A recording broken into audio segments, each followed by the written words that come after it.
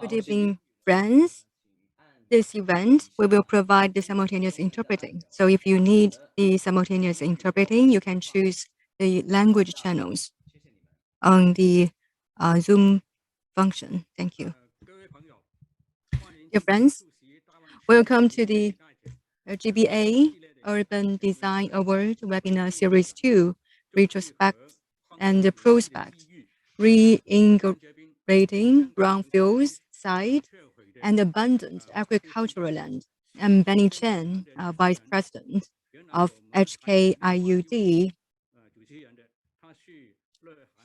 And we also have another MC today, Mr. Sam Locke, and he is the Vice President of HKIUD. But today, he was unable to attend today's event due to illness.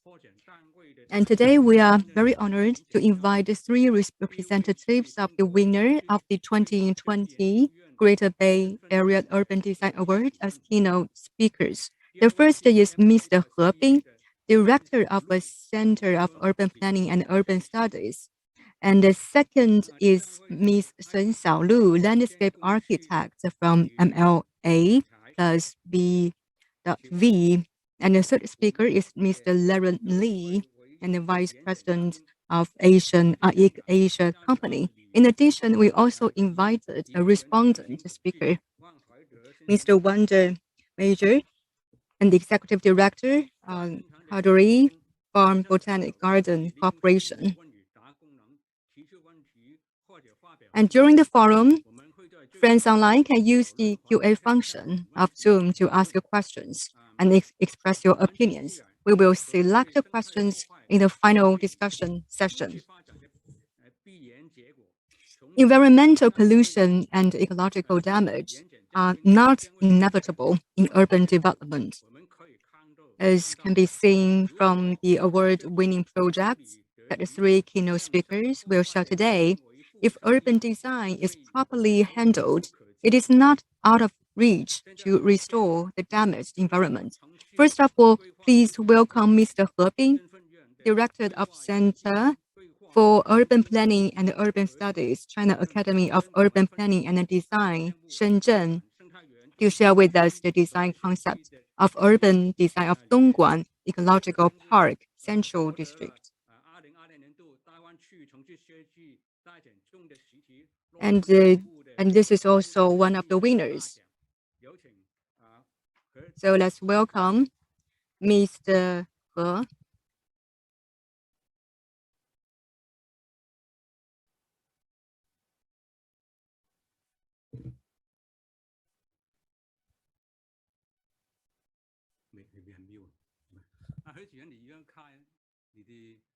Mr. He, please unmute yourself.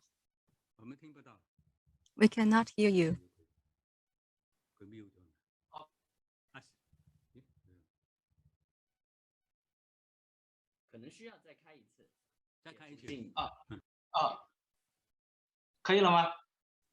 Is that okay now? Yes, yes, please go ahead.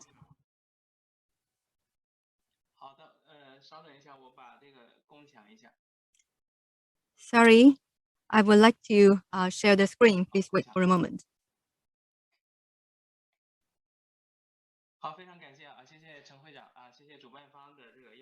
Thank you, Mr. Chen, and thank you, the organizer. And we are very pleased to awarded the first GBA Urban Design Award 2020. And I also feel very honored to have the opportunity to share the project we conducted 16 years ago. So our team used about those 16 years to complete the project. And I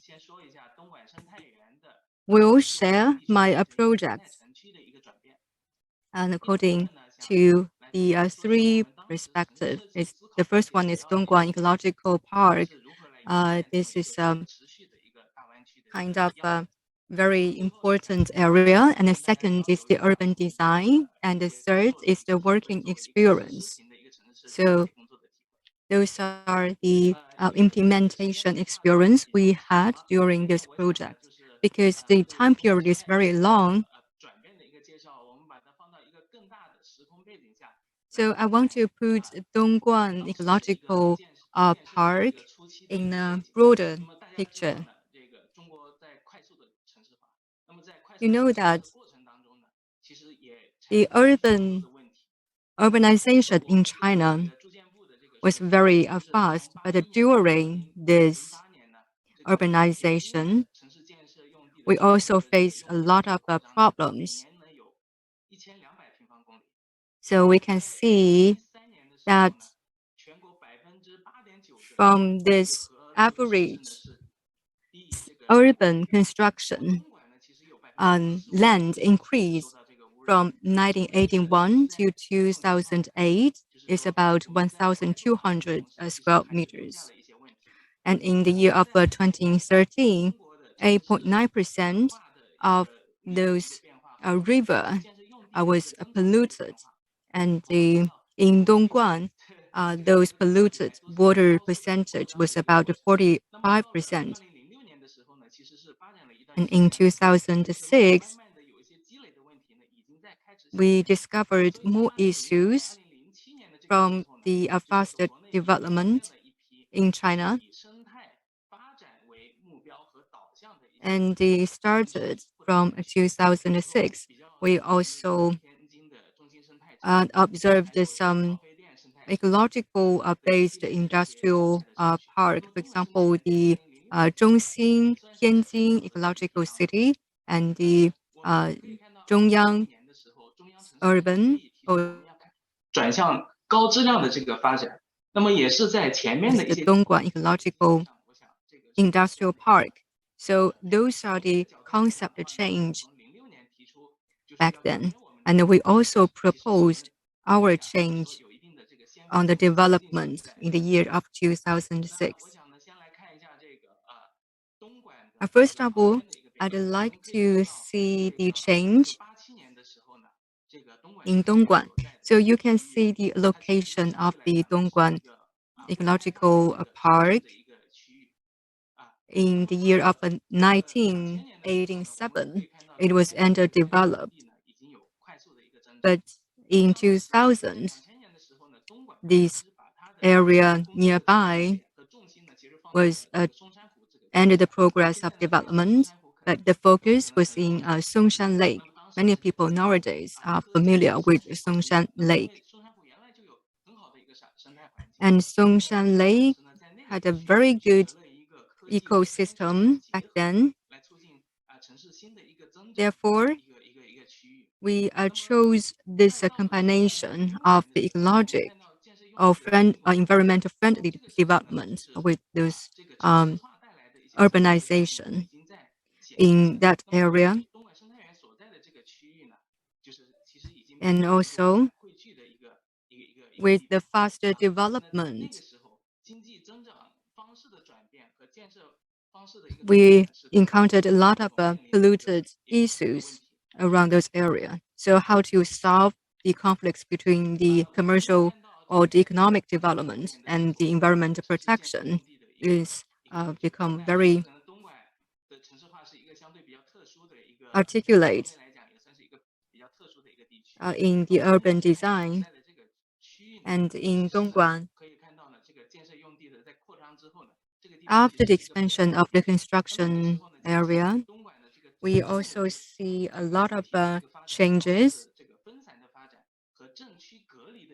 And there is a lot of kind of isolation between different communities because their development back then was very segmented. And the energy consumption unit in Dongguan was double the volume of that of Shenzhen. So the energy consumption as well as the environment pollution were very important issues in Dongguan. And this area become a typical an area for the polluted environment with the high speed economic development.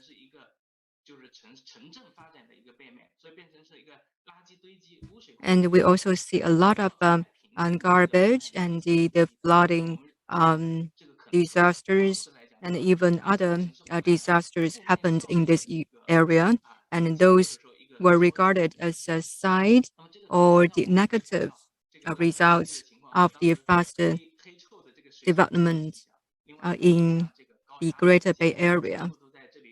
So we also see there's a lot of there are a lot of issues. And in 2006, the government wanted to restore this area and to make change in Dongguan and propose new governance on this area. And with the service from the Chinese Science Academy, and after about 7 years, and this area was turned from the polluted district to industrial park and also an environment friendly area. So this ecologic industry was successfully reversed and have already won a lot of awards nationwide in terms of its ecological protection.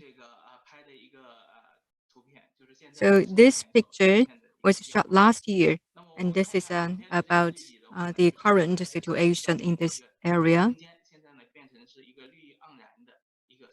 So in the past, the area was polluted, and nowadays you can see a lot of trees and the green belts and also blueways there.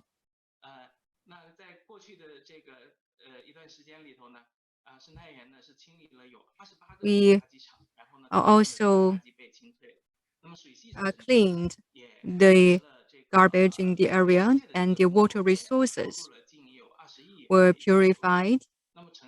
And the investment on this regard was about 2.1 billion. And also the water quality was improved a lot. And this anti-flooding level was increased to about the 20 years prevention level. And this also become a new area for the startups. And this area is attracting the high-tech industries, and there are a lot of universities and talent training centers are clustering in this area. So they also provide the talent support in the GBA area. And we also see a lot of green ways and green belts, and those become the tourist spots for the citizens. And we even held some marathon competition in those area and districts. And second part is about the urban design, making an examples of ecological civilization in GBA. So actually, we were not only focused on this area. We put this area in a greater picture. We want to stick those districts nearby and to gain a synergy in about the eastern part of Dongguan. We therefore this will create a kind of a synergy and a coupling effect between different districts and cities.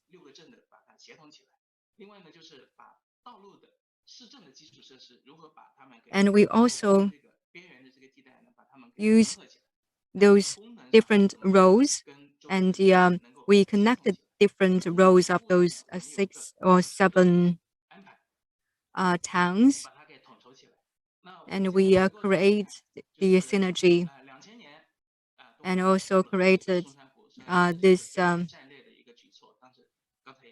effect in this area, and this become a very new growth point in GBA. And in 2017,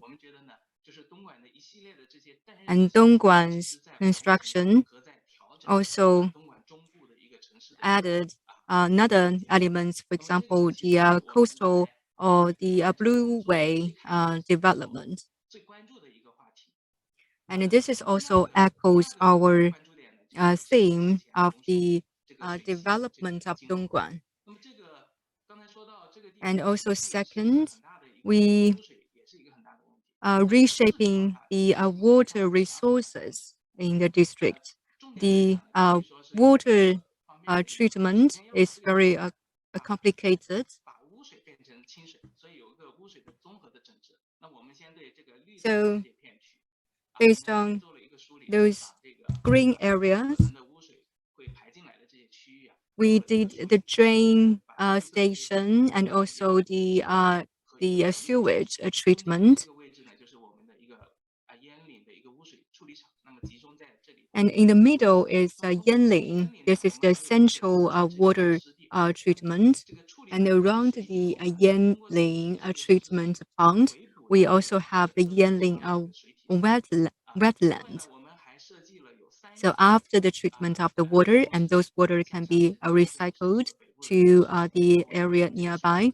And we also have the plans on the northern part and the southern part, and to have an integrated treatment on the water resources. And second part is about the water resources security, and we need to improve this flooding or drainage system. I remember at that time, the water treatment team proposed a very excellent strategy and the plan, because they have to accurately calculate those water areas, and also as well as the time of those different water resources. In addition, we also add the rain control or management system, as well as the central water adjustments system. We designed a series of steps. For example, we did this interception drainage and have to deal the problem of the original farmlands. And also we have to solve the problem of the dredging and the canal expansion. At that time, we didn't have the concept of the sponge city, but actually we applied the similar measures and the concepts of the sponge city. So we applied this integrated measures on the water resources management. So those are the Yanling wetland. So with this wetland and also this water treatment plant, we have already built a very large area of the water connection network.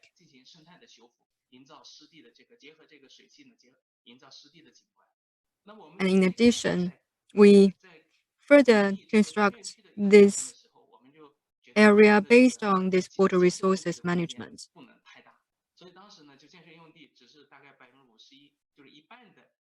And the construction area at that time was limited because we don't want the construction area to be very large. So it's only about 51% of the total area for the construction area. And at the beginning, we divided into different parts. For example, in the central area, uh, the central area was built as an ecological example area. And the other area nearby were built as the protection area. And for the non-constructed areas, we also um, have our own original plans on the ecological protection. In terms of the landscape preservation and the restoration, we used like the slope and to create the wetland landscape with environmental restoration.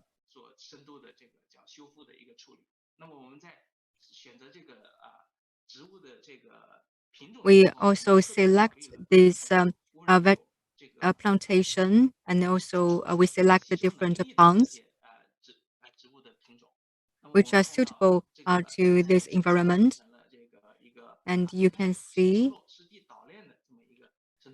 this kind of ecological island chain was formed. And we don't have very beautiful pictures of those habitus birds, but you can see from those pictures of the habitats and also the ecological restoration in the area. So how do we build a city? As mentioned before, and this area was challenged by the floods and droughts.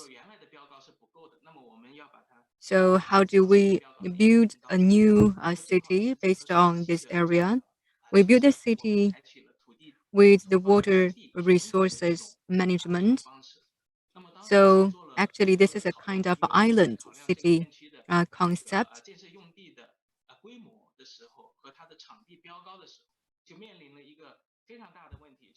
And the biggest challenge we faced back then is how to set the safety height in this city and how to strike the balance between the commercial development and the safety height of the city.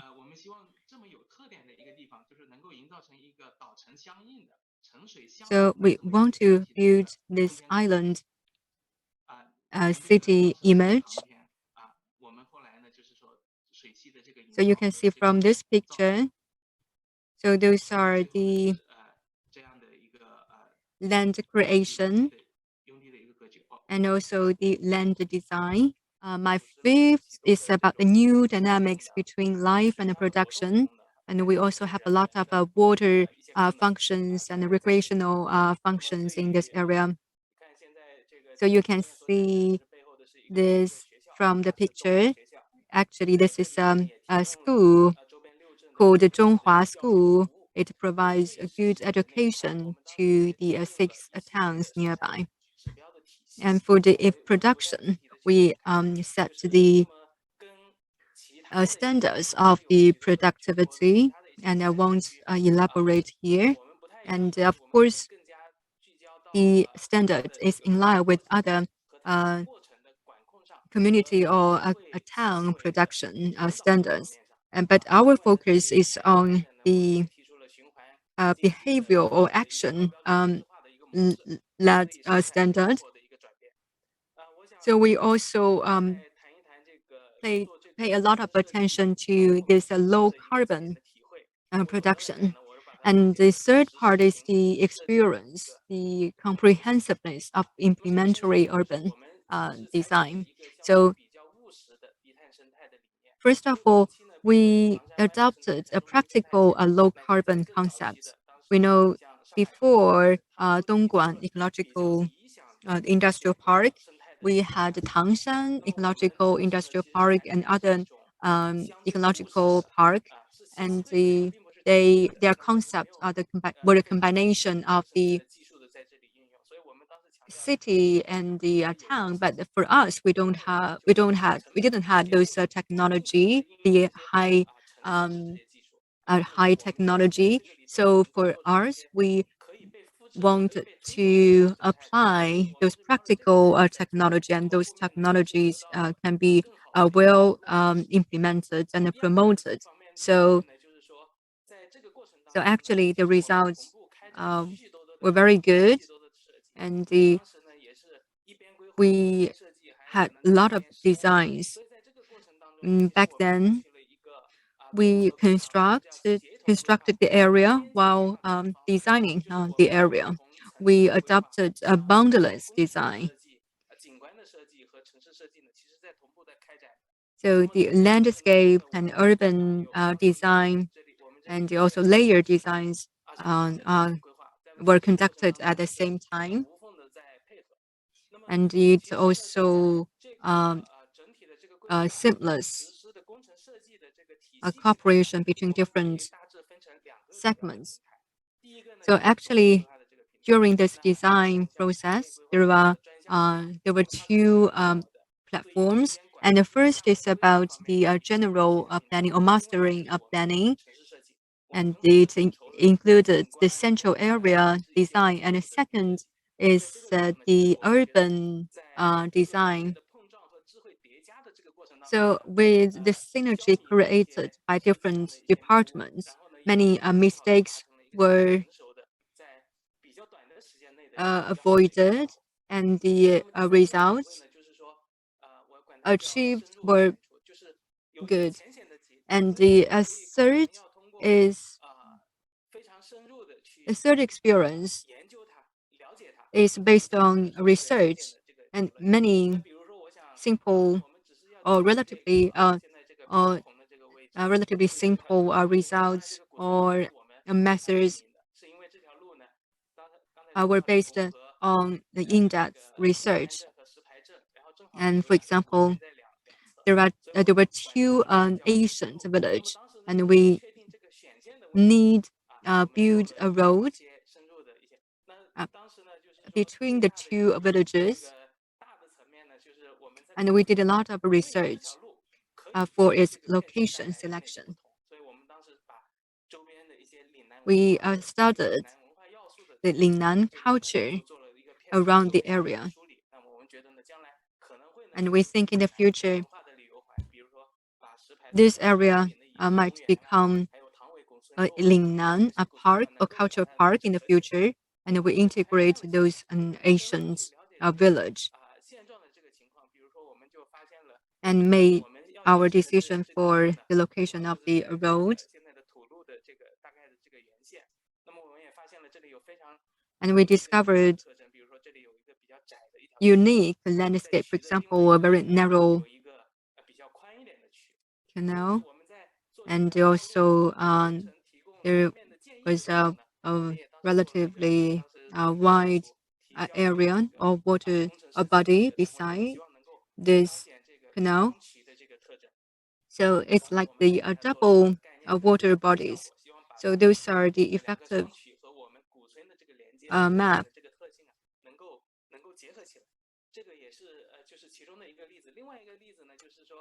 So those are this effective or design sketch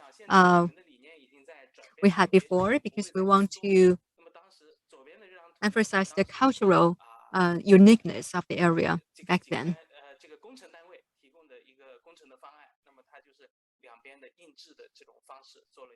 And this is about this effective design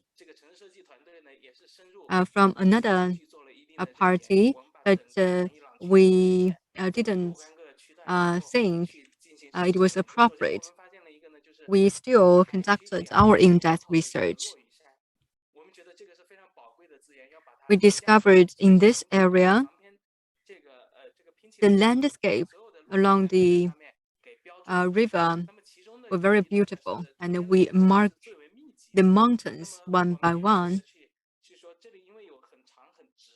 because the river length is long. So we suggested the dragon boat activities, and we made a simple draft to discuss with the landscape organization or this local government. The purpose we want to have is to achieve a better landscape results, and we want to maintain this mountainous area. But we encountered problems. For example, if we want to maintain the mountain, we cannot meet the requirements of the flood prevention level. Therefore, we designed a assistive river, and with the build of the new river or the branch of the river to achieve our target. So this is the integration of different professions. It's a cross-professional design, and it's based on the in-depth research. And in the Dongguan Ecological Park, and if we see its process, its building process, of course, it's about the problem raised from the high-speed development of urbanization. How do we reverse this polluted area and change those areas to an ecological garden, ecological park? So we started from the integration of the area and to restore the environment and to achieve the low carbon production and the commercialization and the development. I think those experience is worth learning for other projects in mainland China, because many places are in the high-speed development. They will face similar problems. And secondly, we kept a very low profile of the practical implementation, and in this kind of implementation achieved a better result.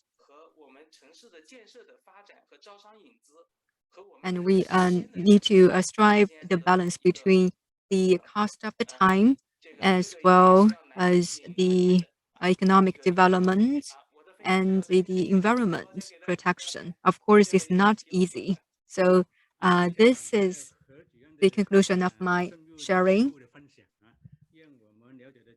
Thank you, Mr. He. And we also learn a lot from Mr. He, and let us know how to repair the second speaker is Ms. Xiaolu Sun, landscape architect MLB plus B, and their design of Shajing Blueway. And this project won the Merit Award. Plan Concept of GBA Urban Design Award 2020. Let's welcome.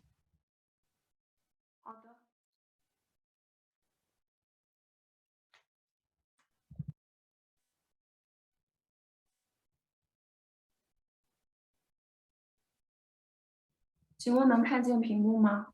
can you see my screen? Yes.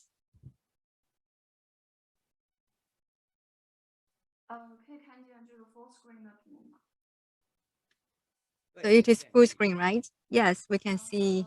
We can see your screen. 谢谢今天晚上能够来参加 Thank you. 会议的所有人。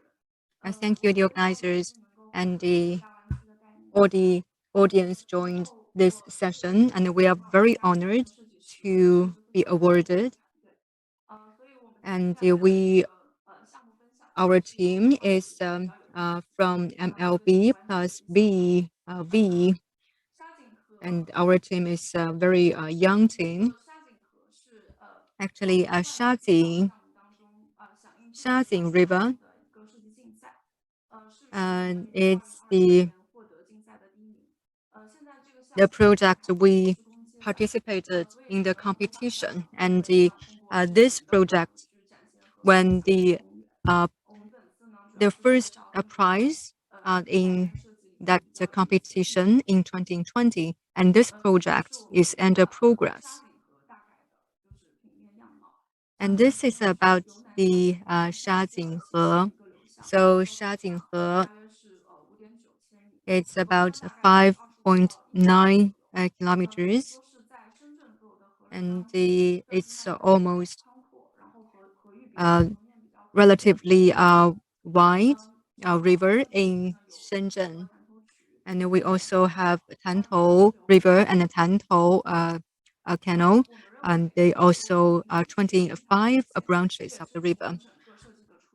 We don't 我们 regard the 非常 river 赞同 as 这 an 个only 万里碧道设计的这个研 a 究 blue 基础 way, 以及 but 研究指 as 导。very 我们希望鼓 precious 励在设计河流或者 resources. 是说河岸景观的时候，不仅仅 And 要 we're 看它的 saying 风景，而是更多的 we 去 have 理 to 解河流对城 consider 市的发展的促进作用， the 理 理 functions 解它的 and 影响 the 对比如说地下 also 扩展区以及整个 its 地下自然 functions 配套区整个城市的一个作用。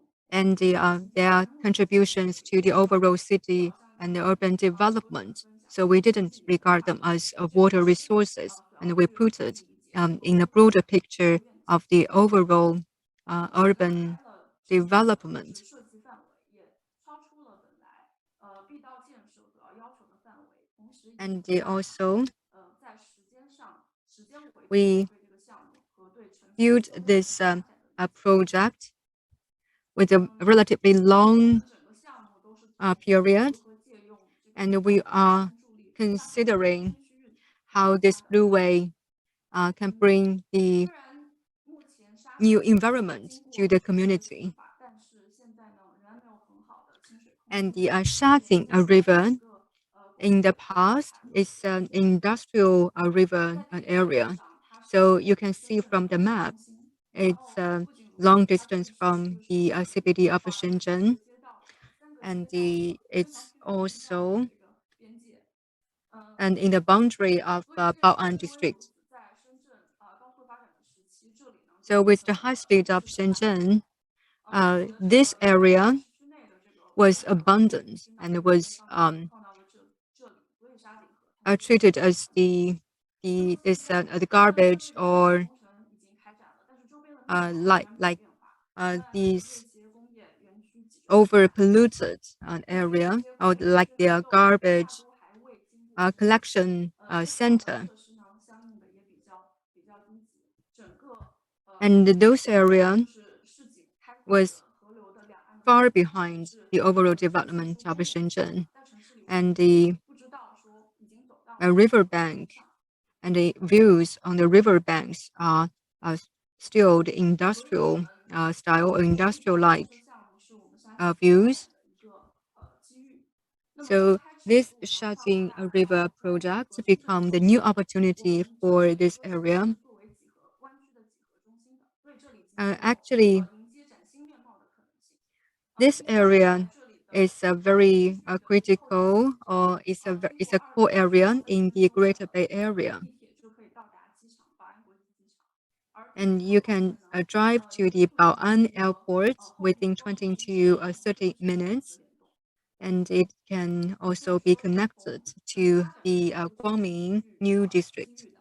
那么从生态 So 格局的角度呢， it 因 has the 为 potential 宝 for the 安 future 在西南这 development. 边，它整体 Bao'an 面 is 积下面 located 是 in the 7%， west of 因此呢 Shenzhen, 就成了北部它生态 and 最关键 the 的一个 water 关键的生态区。 resources 沙井 is a very vital to Bao'an's development, and Shajing is the main river in those water 对，我们希望能 resources. 够抓住沙井河的这些优势，让 We 沙井 want 河可 to 以 grasp 顺便成 those 为新兴 advantages 发展 of 城市的或者是一 Shajing 个核心 River. 片区发展的一个骨架。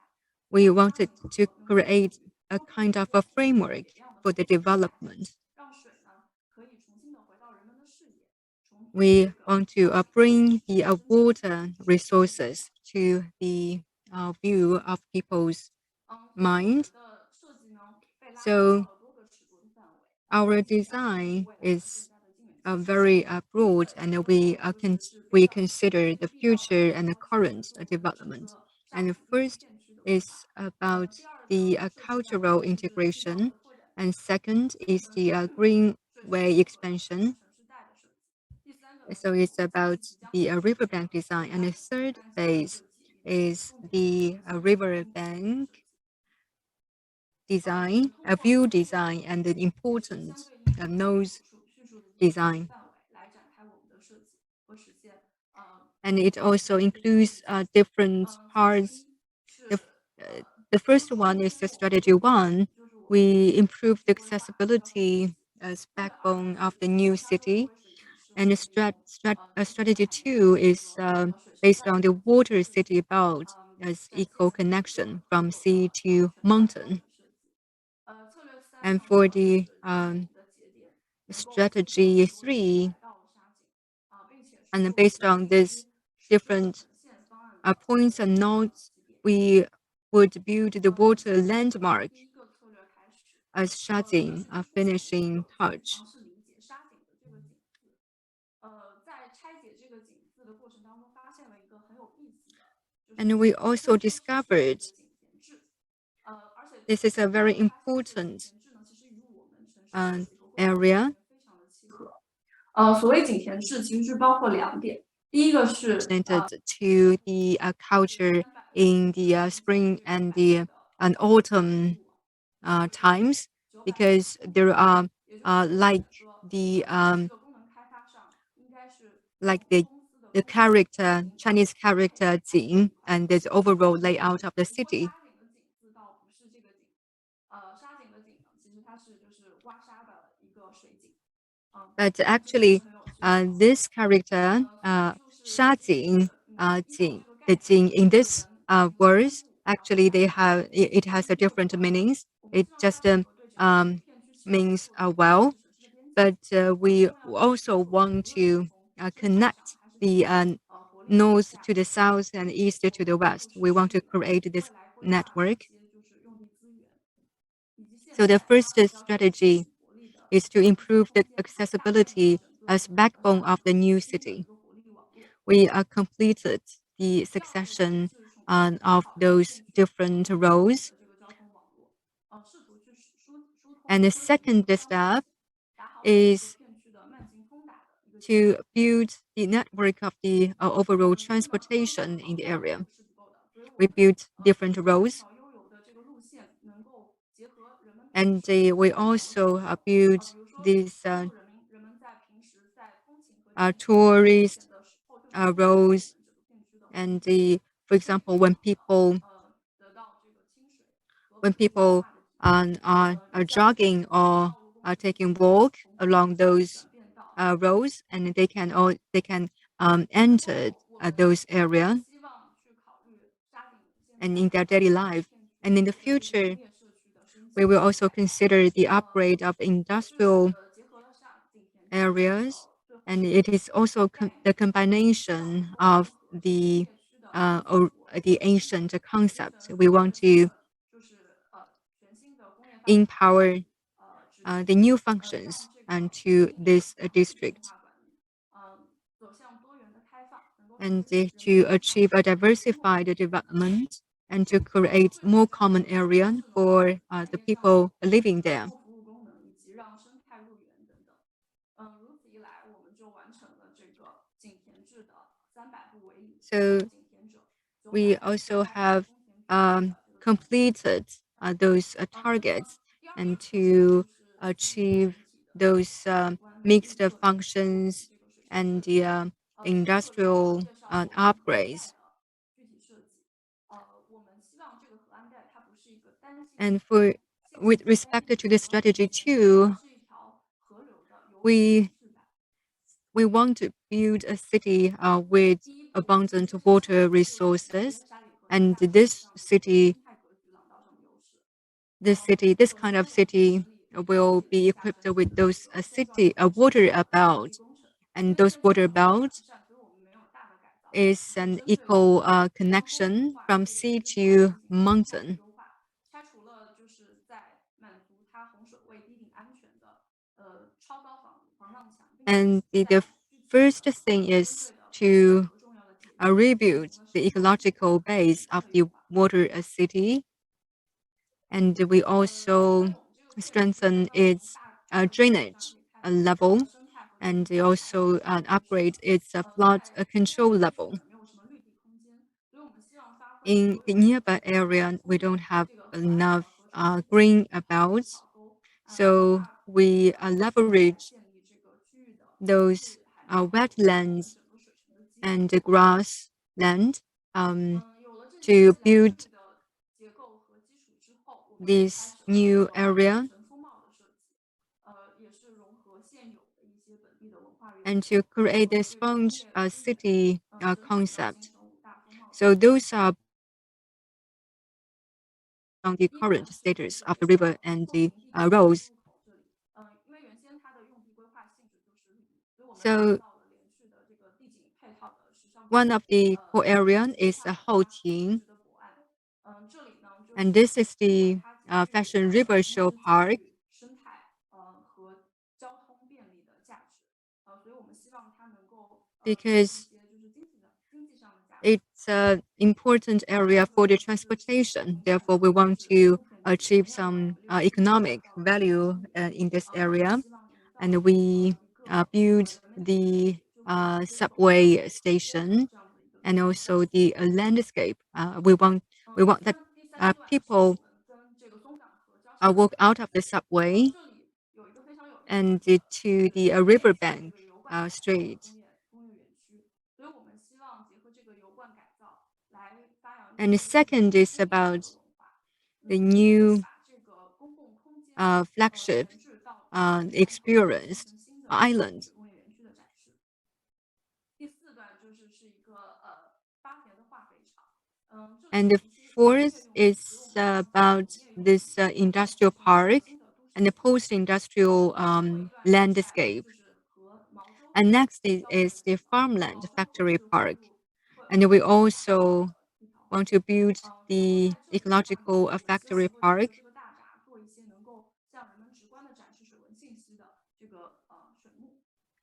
So we also want to 所以最 build 终形成的 these padding platforms and the fountains well, 设计，这是整体的 etc. So 我们希 this 望 is the 展现 map 这样，不是水和 we want 是 to 城 achieve 而是水和城市不分彼此， um, 合在一起。 in the future. And this is the water city 在 we 这 want 个 to build. 外呢，我们 And those 提 are 早了 some 人行路 highlights 径和我们 of 爱 this 上 city. 公园慢行路径。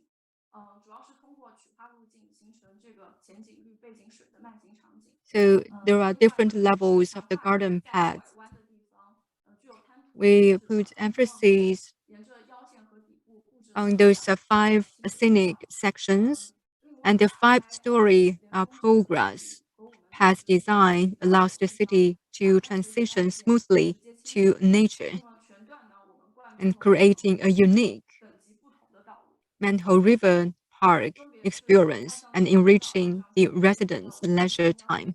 And we also 可以直接触碰 want 到的这个 to 站点 create different lanes. For example, the bicycle lane and the 和就是 also the 一些 other 段， roads 这个是我们 like 刚 the 说 free 从不同的 flood 在 plain roads, 特别暗段的 and we also showed the materials we plan to build those roads. And those are the general 那 picture. 么到第3个策略，第3个策略就是我们具体的景观节点。 With respect to the third strategy, it is about a specific view not. For this landscape, actually, those views was look were located in the high levels. So we want to attract more people to this area. So today we will talk about this brownfield size because this is the theme of this session. It's the brownfields site and abandoned agricultural land. So my focus will also be on those brownfields and industrial park. And for example, the link and the third link are connected to those industrial park. So those are the general landscape of the development, and similar to other nodes.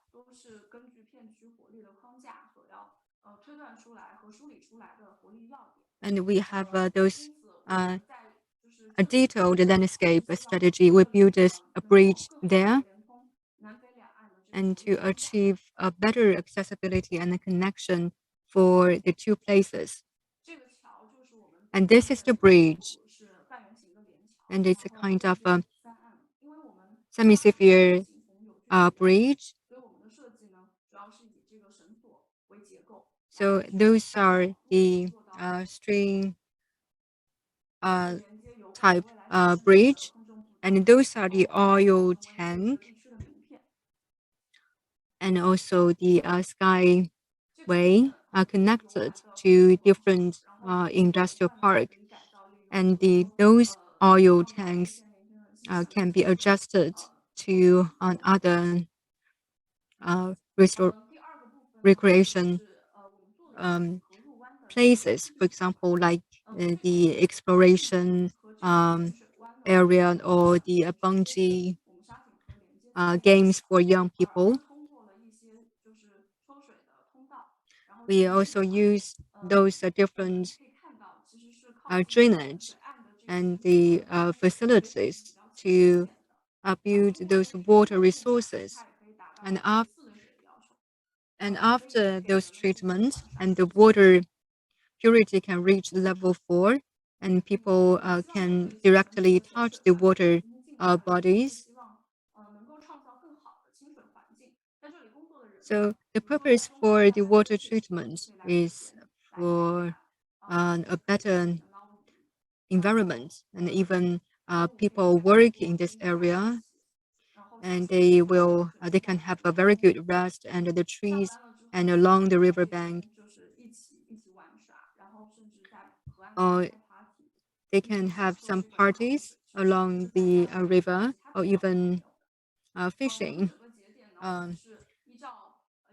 in this river. So all the designs are compliant with the characteristics of those areas, and we can see those are the lighting designs, and this lightings are controlled by sensors. So it also guarantees the good experience for people to visit the area at night. And also those are the grounds and also the stadium for people to do some sports.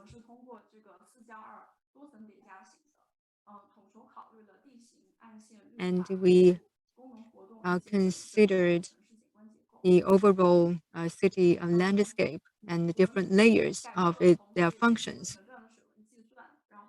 We also conducted ecological calculation, and we even increase these area. So those are the 4 knots design or riverfront design, and we also satisfy the flood prevention requirements. And those are the creative blogs. 对岸是一条农用，是一个农用地，是一个农田。但是在新的城市用地规划 You 当 can 中呢， see 把它划 the 成 original 因为我们希望 place 说在这里能够召唤 across the river 过去的一些 is the 让这里能 farmland, 够做成一 and 块有 nowadays 人 we 工 want 岛， to 而且具有 create them 自然 to 资源丰 into 厚 the 的， water 并且 development. 能让人在这个游水在这个湿地里面游水。而 And 靠近原来的这个就是码头这 we 边的这个巴士 we 化 want 运 to 场已 build, 经 for example, some recreational facilities 这 or 就是我们 swimming 设计的 pool 一个游水的 in those 游水的 areas. 情形。在汛期的时候， So in 在 the 这里游船。 this 这个是在海上的区域，我们希望能够打造 rainy 一个 season, and people can 可以结合周边的这个工业园区， play a boating there, 都市白领的一个and this can be a very 整个 beautiful 景点的构筑设计 place 是结合了 for 原 those 来有的这个好乡 people 潮文化， working in the 社 area. 区文化。然后这个是我们的构筑，整个 And 的场面 the 是 overall 结合 design 了 is in 过 line 去 with 的 the 工业 original 打 culture. 造的。 And you can see those decorations are also based on this original 然后 culture. 另外我们在 And 北 they 边 use the 安徽 oyster 化肥厂前面做的一些 shells 关于的种 as 茶过程， those 也是结合了 decorations. 这个岭南渔民打鱼的这个渔网，以及就是晾晒的这个好 We 垦 also 线， use 根据 these 不同的这个 fishing nets 好乡的特 and 色， 来 the 印象 oyster 这个特 shells 殊的符号。 to 在最 indicate 后 the 我们 original 是形 culture. 成比较有波光粼粼、光影效果的这个装置艺术。 And those are the installations we designed at the entry of this area.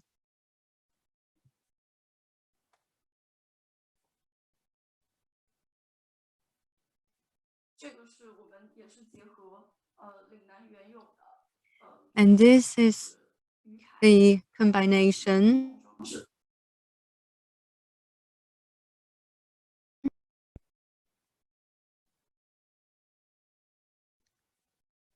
and also this is the design for the playground. 当中生化的一些生活。 These are the Lingnan cultural representation, 它的另外两个节点， and 后庭生态 the other 经过 two 30分钟可以供大家 designs 这个节点。 include 因为它有 this Houting Eco Park. 交通优势，还有就是 It's only a 30 minutes drive to the airport. 成一个地景的一站式的购物公园。 So we want to build this place as a one-stop shopping center. 沙景河就希望去沙景玩的第一站。 And this area will become the first stop for people visit Shajing. And we also build a small 场景 botanic 出地 ponds 广场，这个广场 and 是通到 areas here, gardens there. And these are the eco park. 特殊的文化节庆可以做成时尚 And the people can use this place for the fashion show or cultural 最后一个是我们 show. 大闸的展示节点。 And last is the estuary 文展示设施， sluice. 中南岸的这个起源水塔， And we have the water bracket and water 这个展示曲桥， 我们称 path. 为这个叫水源桥， 这个就是我们 And we create the bridge, and the starting point is the 水源 tower. And we also have this air water curtain. 对，结合 APP， 将这些水文的信息输入投到 And all this water information 达的水幕能够成为都市人 will be reviewed 实时变化的 on this curtain, and people can use the app to review those information and have an instant interaction. Okay, thank you very much, Miss Sun, for her insightful sharing. And she gave us an in-depth and a detailed speech, so we can understand the concept of Shajing River. And thank you. Technology in the process of urban development. Now, we will welcome the third keynote speaker, Mr. Laren Lee, Vice President of Master Planning Asia, Ecom Asia company, to share with us the Shenzhen Dasha River Ecological Corridor with us. And it also won the Merit Award in the GBA Urban Design Award 2020. Thank you, Mr. Chen, and thank you all the audience online. My name is Li Liren.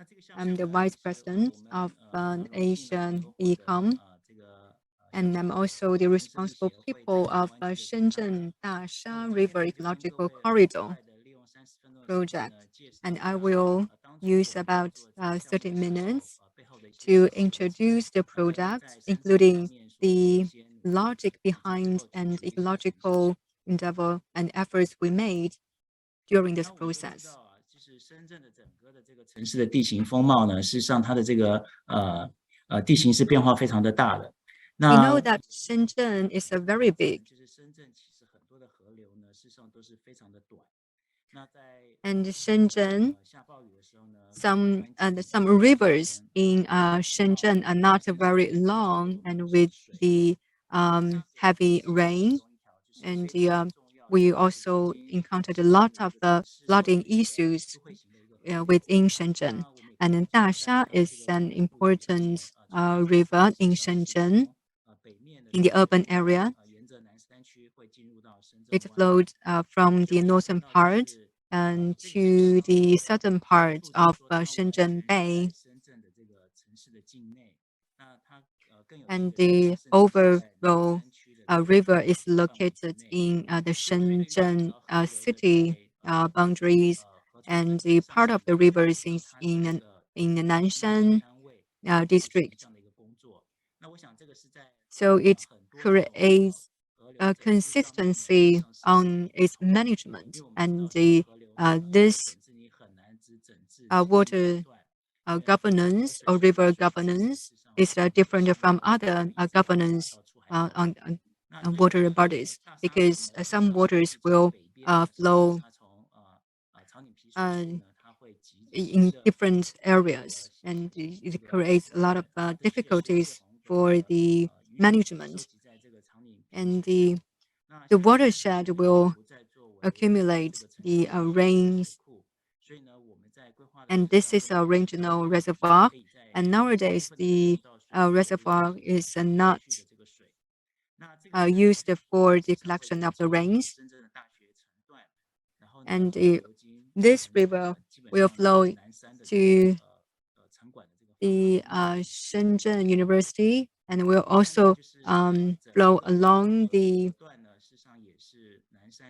this area and into the Shenzhen Bay. And this is a very important ecological corridor, because it connects the north to the south. And those are the historical photos. Those are the historical photos of the Dasha River. And in 1983, and this area were farmlands, and the lands there were flat, so there were a lot of floods. And in 2013, you can see the urban development, but the damage on those river banks and those areas, and also the pollutions were very obvious and articulate back then. At the beginning of the design, we can see that the ecosystems of the riverbank is very fragmented. It cannot form a complete ecosystem. And with the build of the roads and the different development, it also created many blocks in the river.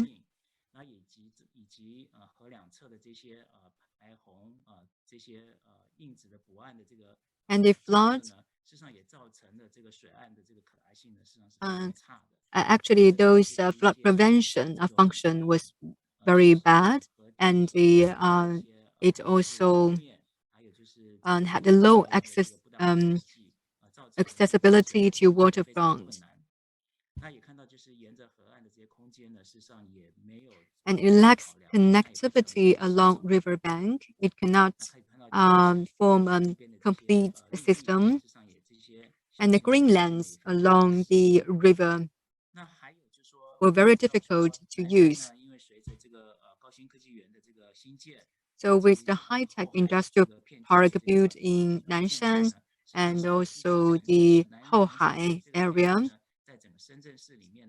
Nanshan district has become a very advanced area in Shenzhen, but many lands along the river, for example, the country in the or village within the cities are underdeveloped.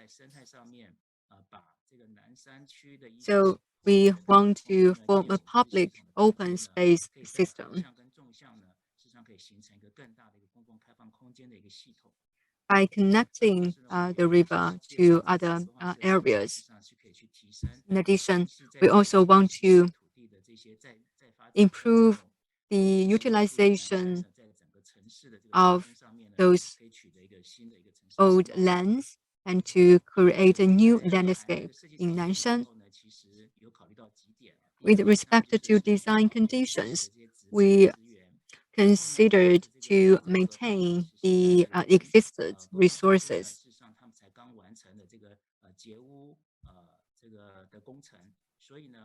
And also, we know that there's a lot of intersection drainage was just completed.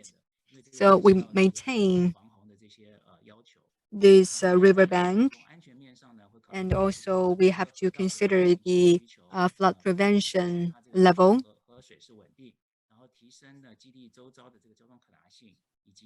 And we want to increase those river embankment. And we also want to explore the value around Nanshan district and to improve the biodiversity and also to enhance the city identity. So this is the existing condition of the river, of Dasha River and its bank, and the water quality is not good either. And we have classified those areas into different types. For example, the embankment, an embankment, and a riverbank, an embankment, riverbank, and the flood zone. And for the flood zones, we will pay more attention in our future design. So the area in our research is about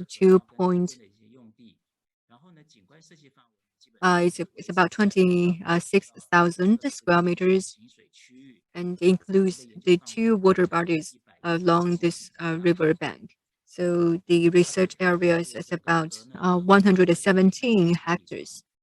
And the river's length is about 13.7 kilometers.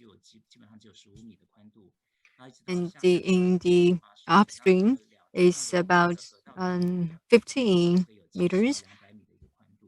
And in the lower or in the downstream, it's about 85 meters.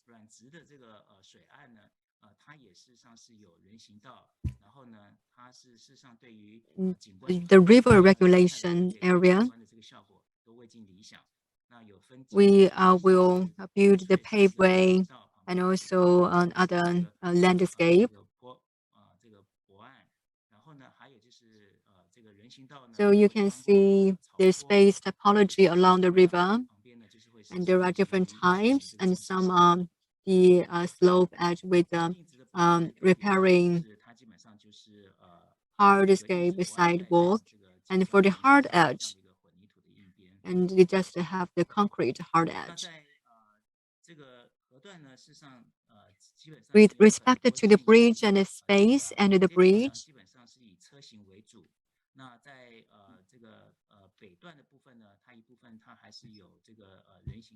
we see the normal bridge and the in the southern part of the river,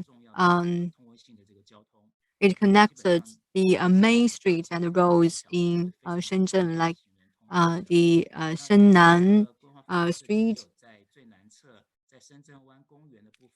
and in Shenzhen Bay Park, we see the bridge for pedestrians. That's the only bridge for pedestrians along this river area. And those are the land use. And close to the estuary section, the golf court, and we can also see some reservoir in the middle part of the river. And in the in the southern part, it's connected the urban area. So the riverbank along the river are very narrowed, and we discovered this lack of the public space. So in this design, we proposed urban renewal area,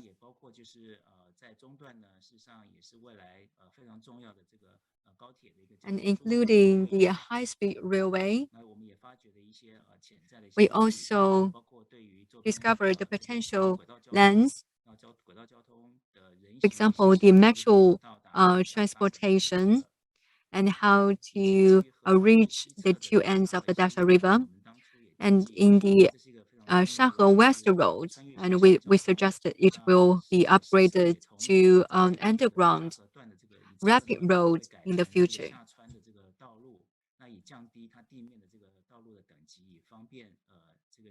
And this will facilitate pedestrians to walk from this western area to the river to the riverbank. We also studied the road system. So you can see in the blue area, those are the pathways or the bridges for pedestrians. And in the middle stream, we will build the sidewalk for pedestrians, and those will cross the Dasha River. And this is the ecological framework.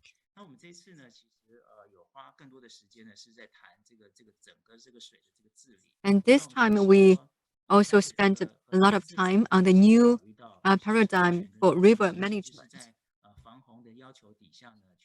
So in this river or flood prevention, with the requirement of this river flood prevention, we did the purification measures, but it's very hard.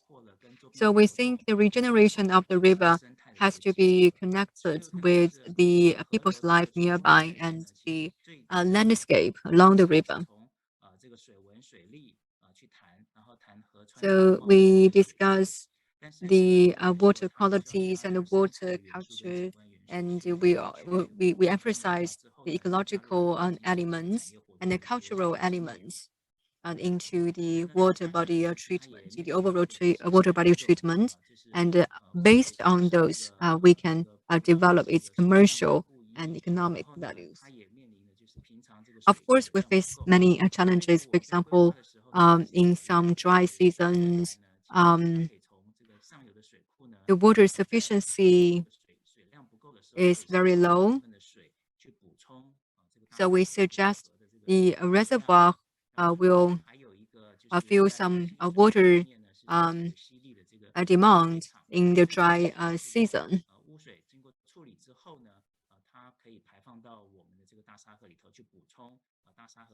And we can also use this natural water resources to contribute its water sufficiency. For the river quality, with the intersection drainage and also other water treatment, there won't be any pollutants in the water. But the nearby industrial companies, they still increase these nitrogen content in the river. So we will also use some measures to reduce 整个的这个水的安全整治呢，事实上是要满足200年一遇的这个 challenge we face. In terms of the water safety strategy, we will see we will prevent its safety and those facilities will be safe when facing 200-year flood. And we want to build ecological embankment. So those are the water supplement strategy. For example, the upstream reservoir contributes the waters, and also the natural water contributes.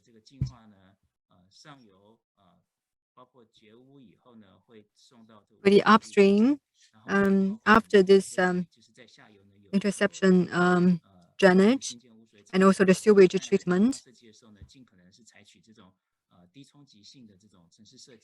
and we will emphasize this water quality, and we will increase some water treatment plants to purify the water and increase the oxygen contents and percentage in the water body.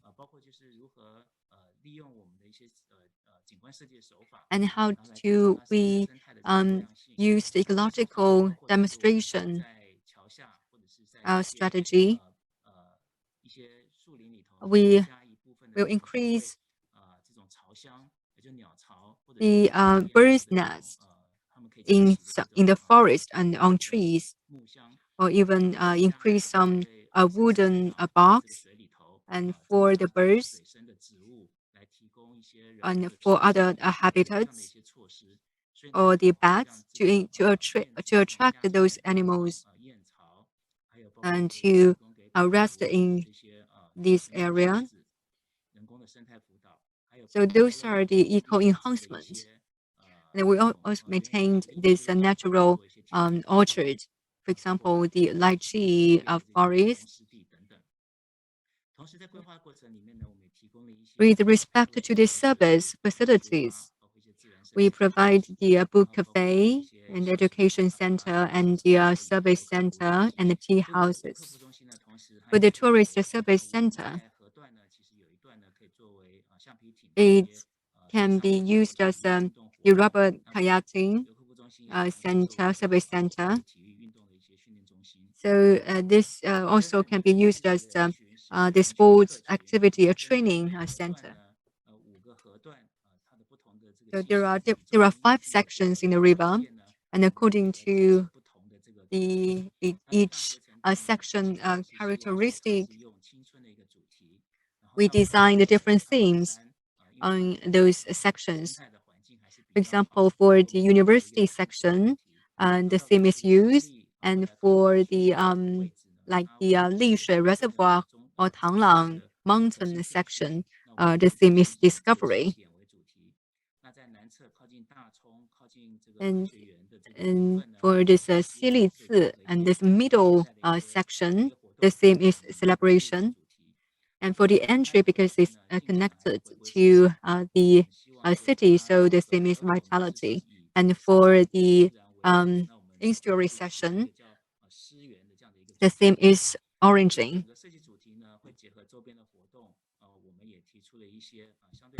We also proposed some theme program. We introduced some activities and increased the water bank's vitality. And we also strengthen and beef up the utilization of the river banks.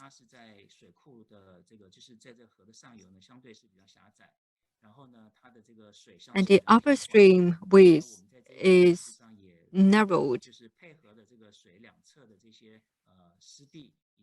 And the estuary section is wider. So based on those features, we build the different scenarios. For example, those are the SUSC section, and we observed these grass slopes there. Therefore, we may build some scientific or research centers. And this is the river of youth. So it includes the wetlands and can provide the research areas for students. And this part is the river of youth, including a Beijing University section. We want to build the landscape or the platform or view platform in this area. And this is the current or status quo of the Beijing University or the youth section. In the future, we want to build the view platforms or some stairs for a view observation, and we will increase the link between the road and the waterfront and create a low space for waterfront activities. In the future, we will also provide a venue for campers art activities. So for this session is close to the Tanglangshan, and we will build some wetlands. And these are the silly water treatment section. We will build the tourist service center and the celebration playground, etc. And in Dasha Park waterfront section, and there will be a new pedestrian bridge. And this is the Dachong Park section. In the future, will be the new waterfront activity place. And in the river of Oranging,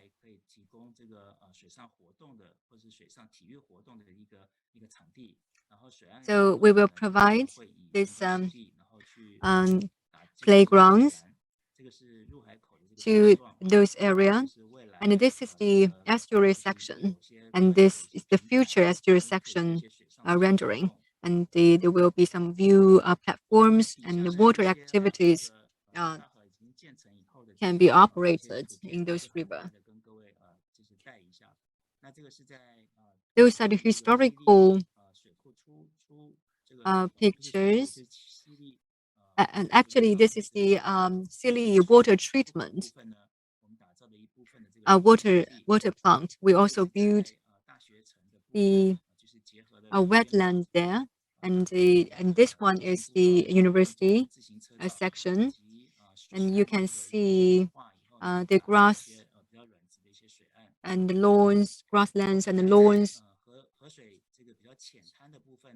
And in the shallow part of the rivers, we build some jumping stones, and the people can enjoy those water by stepping on those stones. This is the ecological restoration, because we built a wetlands there, wetlands park, as well as the bicycle lane and ecological classroom. And those ecological classroom will have a lot of ecological activities for the prime and middle school students. And this 80 hectares is increased from 80 hectares to 93.3 hectares. We also create this biodiversity. For example, we increase the local habitats and avoid the invasive this biodiversity and this habitat. And we can also see the water sports and activities. And this is the tourist center, so tourist service center.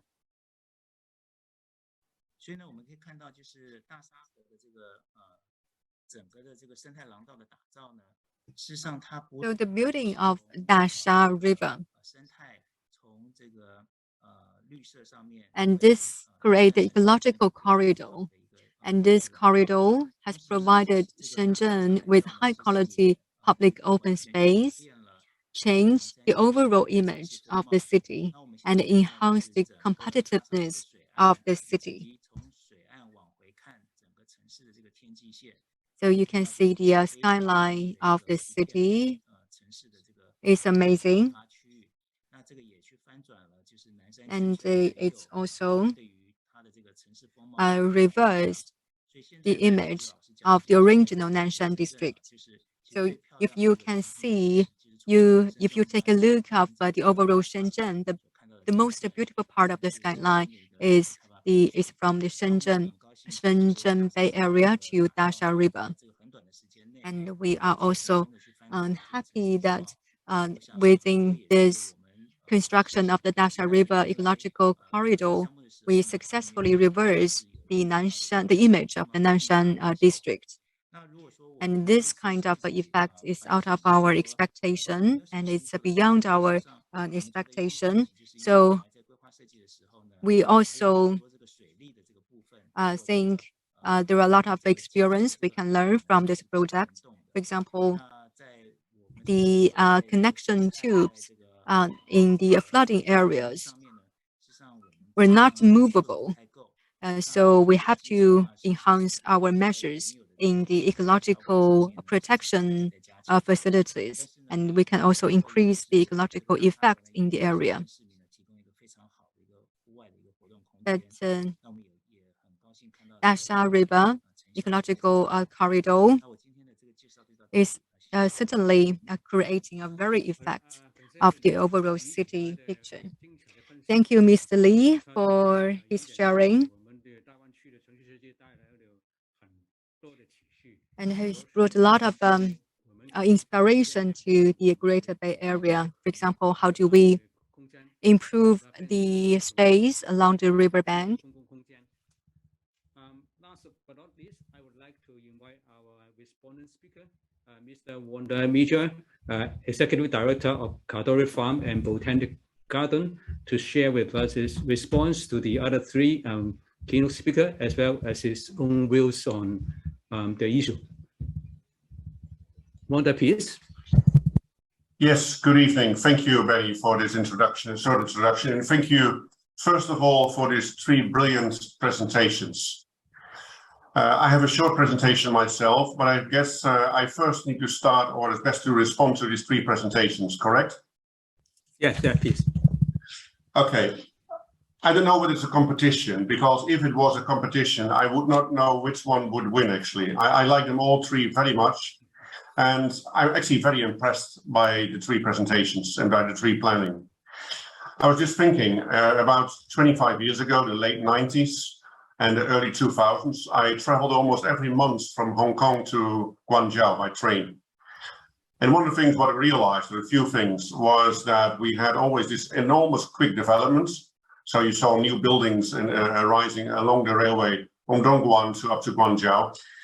But also the enormous pollution. I mean, it was very polluted. There was a big cement factory. There was a layer of dust over the city.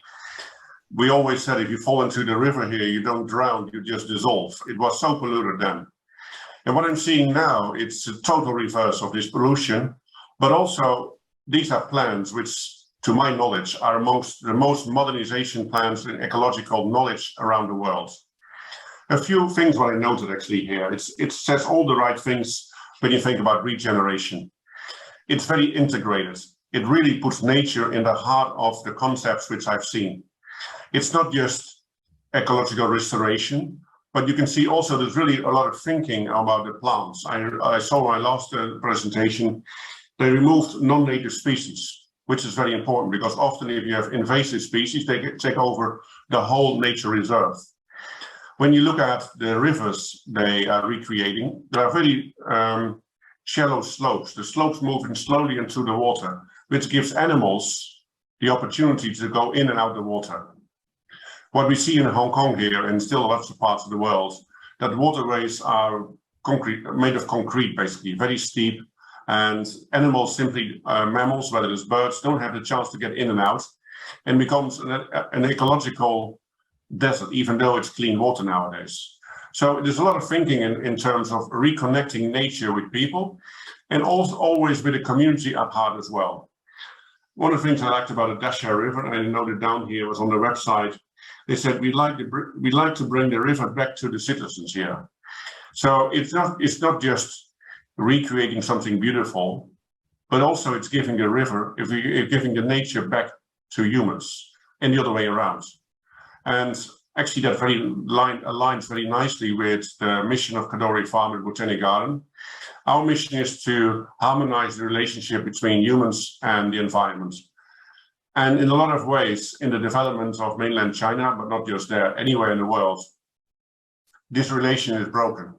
We have nature on one side and humans on the other side. And the only way how we can restore this is by putting nature as the heart of what we do. And that's what I call development.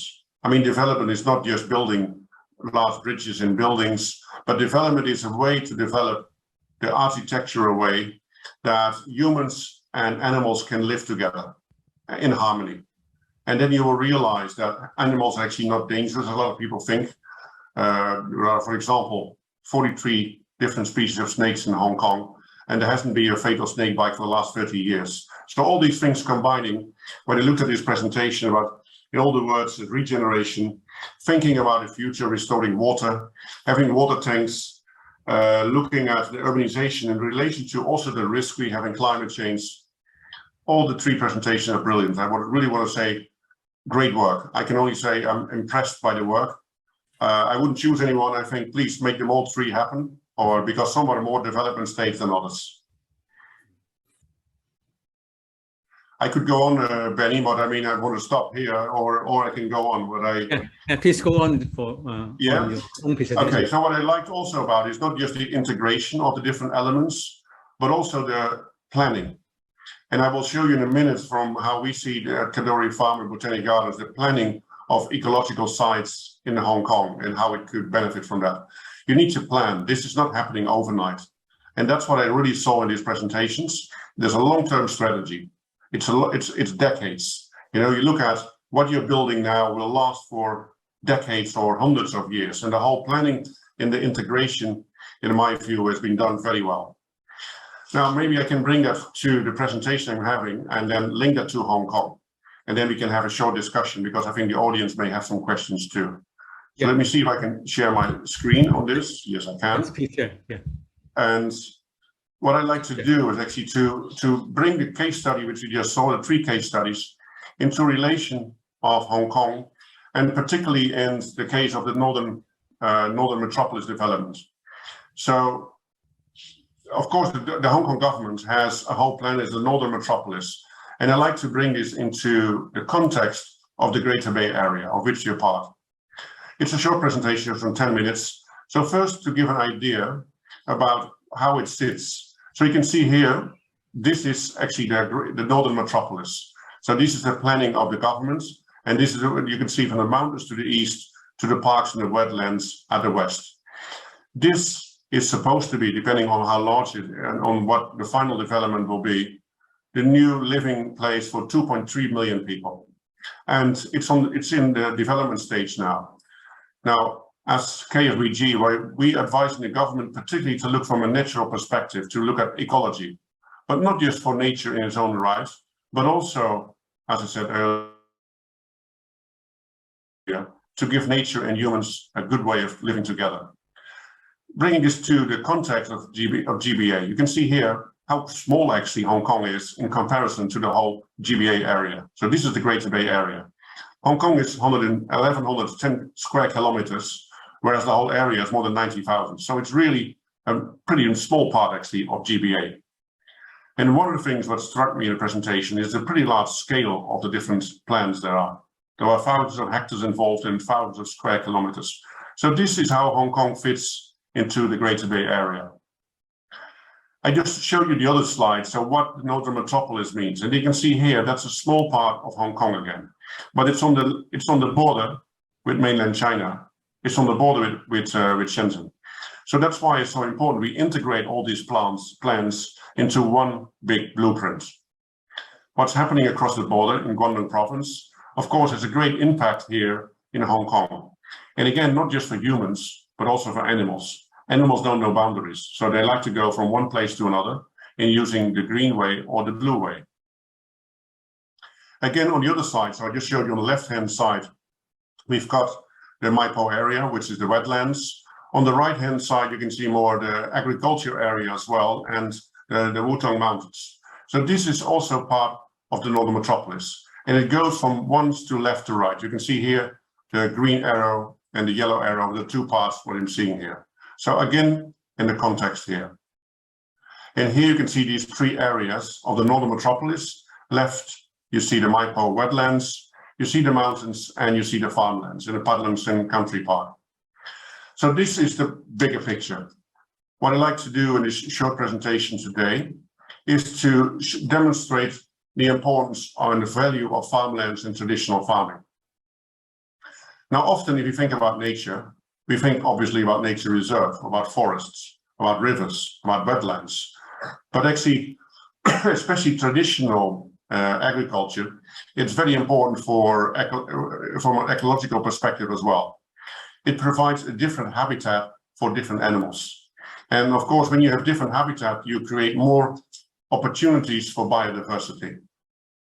And what you're seeing here, it connects, and that was also mentioned a few times, and I'm looking at my notes here, is reconnecting the Guangdong province with history. And that's the same thing which I think it's very important for the further development and the blueprint of the northern metropolis.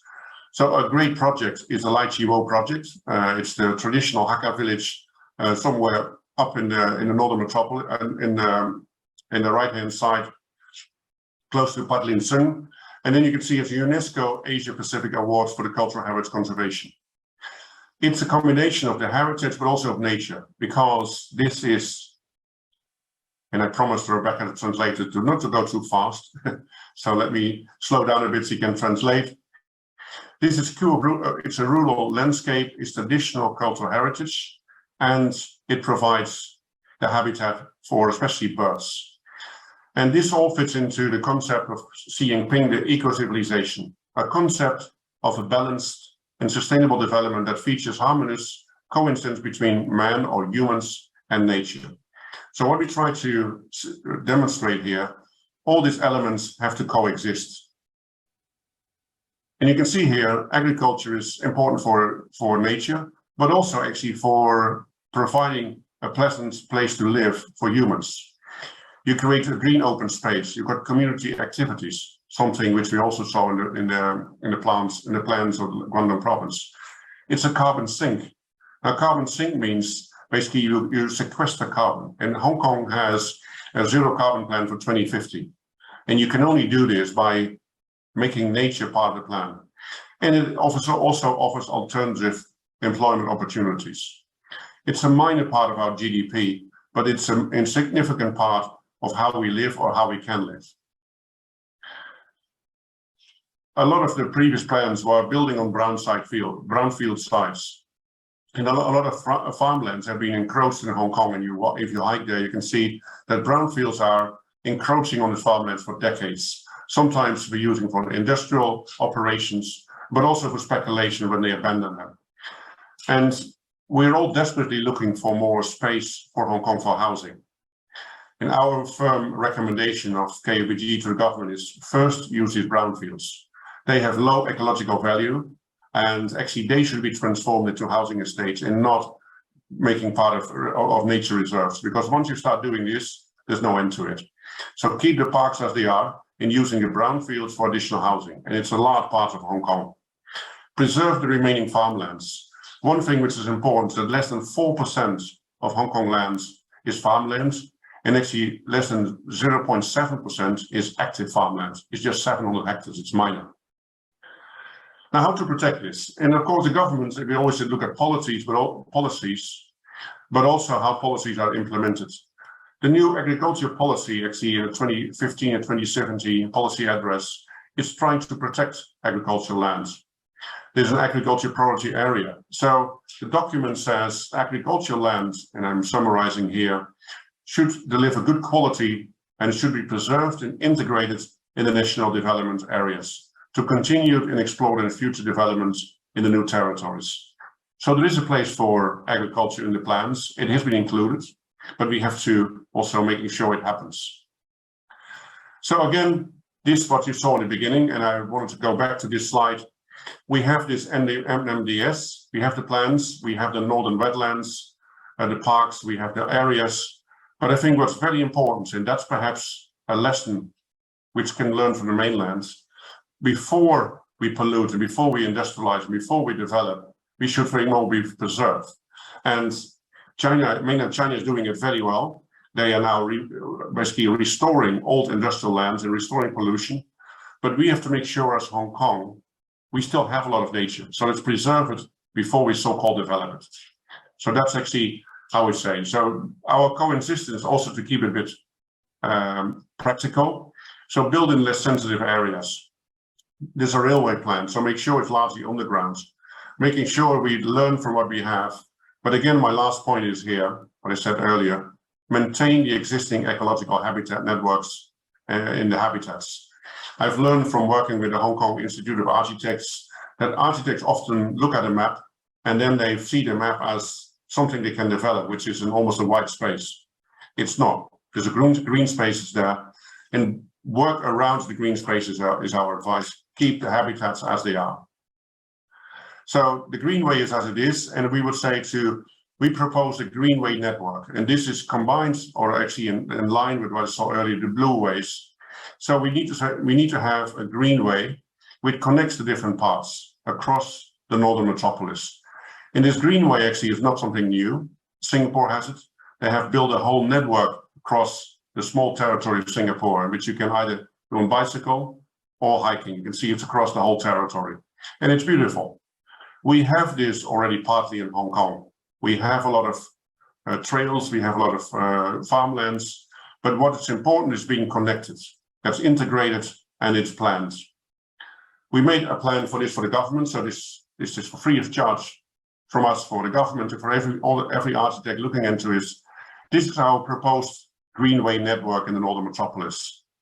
And it combines the coastal areas with the wetlands, with the farmlands and heritage of all the culture that we have for hundreds of years with the mountains.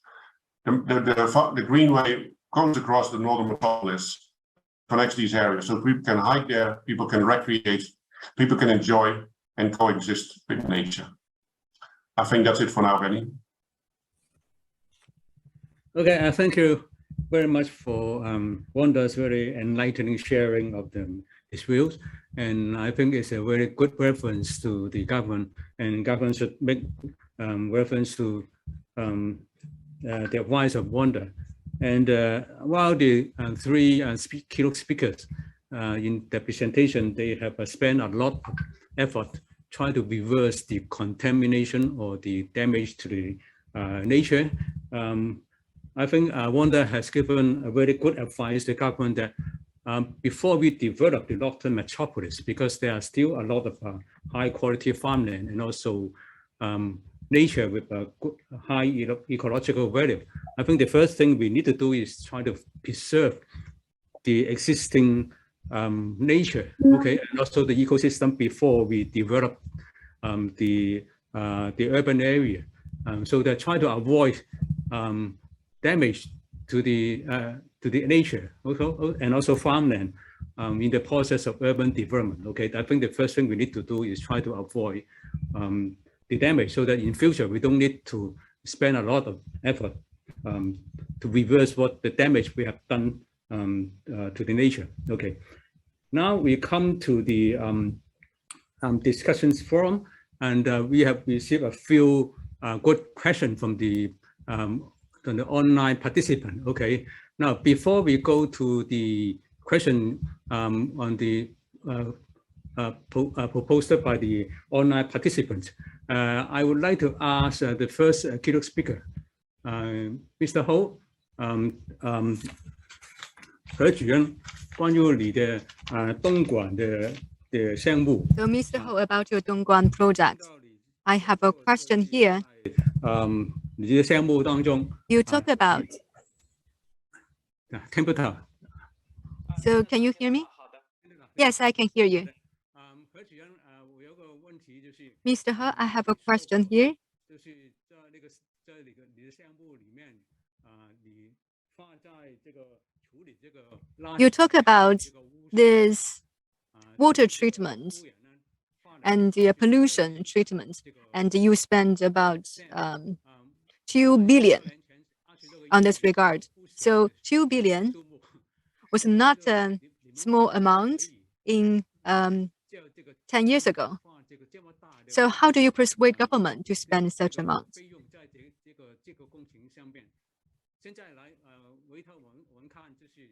So if we see the investment nowadays, we think the investment is worthy, but 10 years ago, maybe the government, it was very hard for the government to foresee the results. So how did you persuade them? Yes. And this is the question, and we always reflected on. Actually, in 2008, the economic development in China was very promising. And after 2008, there were a lot of volatilities, economic development. Back then, the government also observed overpollution in Dongguan. Therefore, they made their determination to do the project. And after the water treatment, the government insisted the high level of those industry entry. And they didn't sell the lands to the low to the industries with a lower threshold.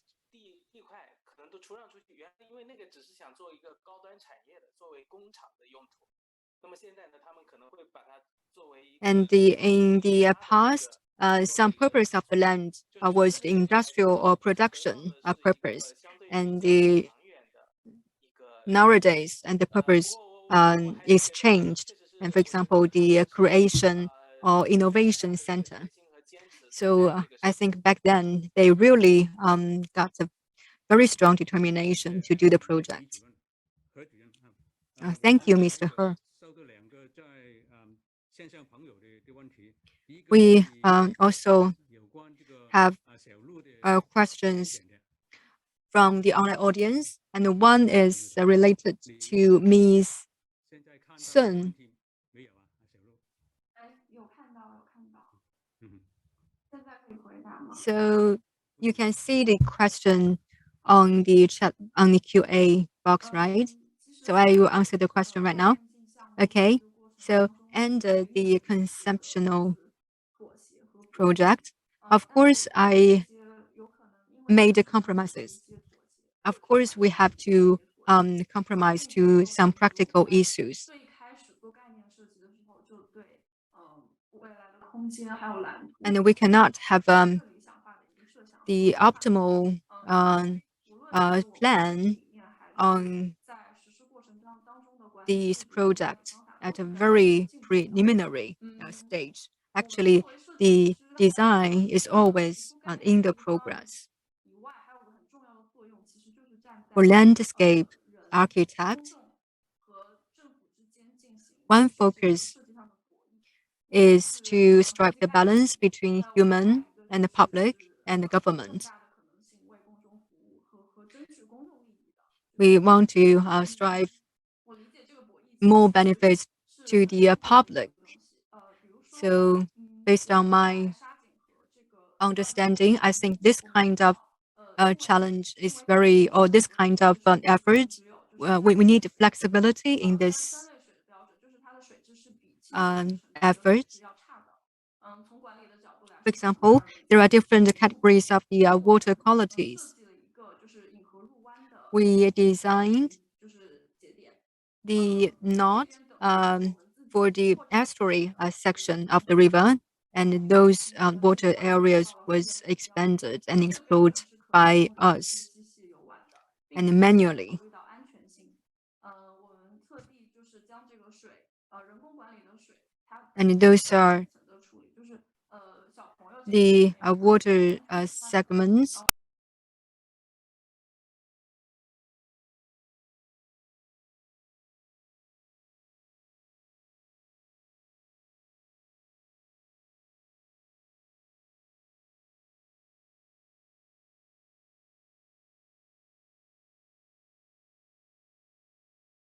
Project, and this is one of the example to strike the balance between the three parties. 李总裁的大厦河的项目也有这个 So I also 设计的这个河岸的 see the riverbanks design in both projects of Mr. He and Mr. Sun, 不远的地方可以进行这些进水的活动。 that people can go to the water or go to the river 南方 without to go to the river to play with the river and to enjoy those water activities. And in Hong Kong or in the southern part of China, there are a lot of typhoons or heavy rains, 这个在附近活动的人可能造成这个安全 and this will create a potential dangers or risks to people nearby. I mean, to the people near the rivers. 一些进水的活动的时候的安全呢？ So, any measures, any safety measures you considered to protect the people who want to play with those water or rivers? 李主任，你可不可以回答这个问题？好的，那个我想是这样啊，就是 And Mr. Lee, would you like to answer the question? 里面也说到了，就是我们这一次的这个设计呢，其实水安全是 So, 非常 in my 重要的 presentation, the water safety is one of the focus. So, in the plan, we considered the flooding level of 200 years. We considered the riverbanks 所以呢，它可以保证就是 and also the height of the banks, 这么大的洪水的 and we 时候 have 呢 to 都不会造成 sacrifice 安全系 the 数的 requirements of 而 the 且其实我 flood 们在我们景观设计 prevention. 以后包括做清水水岸以后呢，也不能去改变它 And we cannot change these water sections, especially the flood prevention sections. 这样是可以保证 So, based on our calculation, we can guarantee we can guarantee that there won't be any floods during the heavy rain seasons.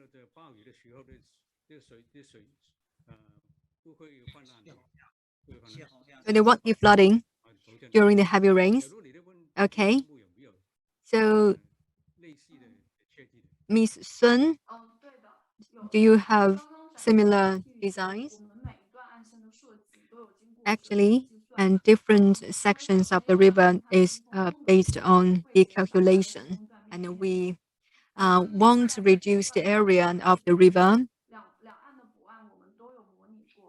And we also did the simulation of the flooding when designing those riverbanks and the embankment, and we will guarantee the safety of those rivers and embankment.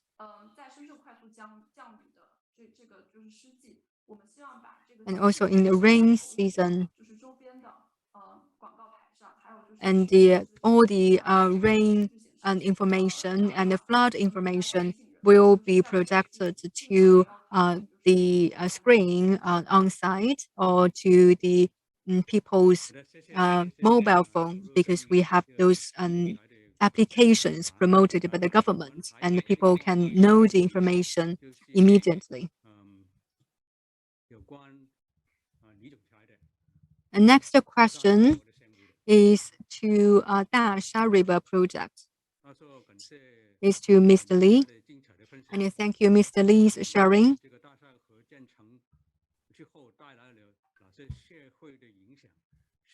So I want to know the social value of the river project. Any change to the people's life?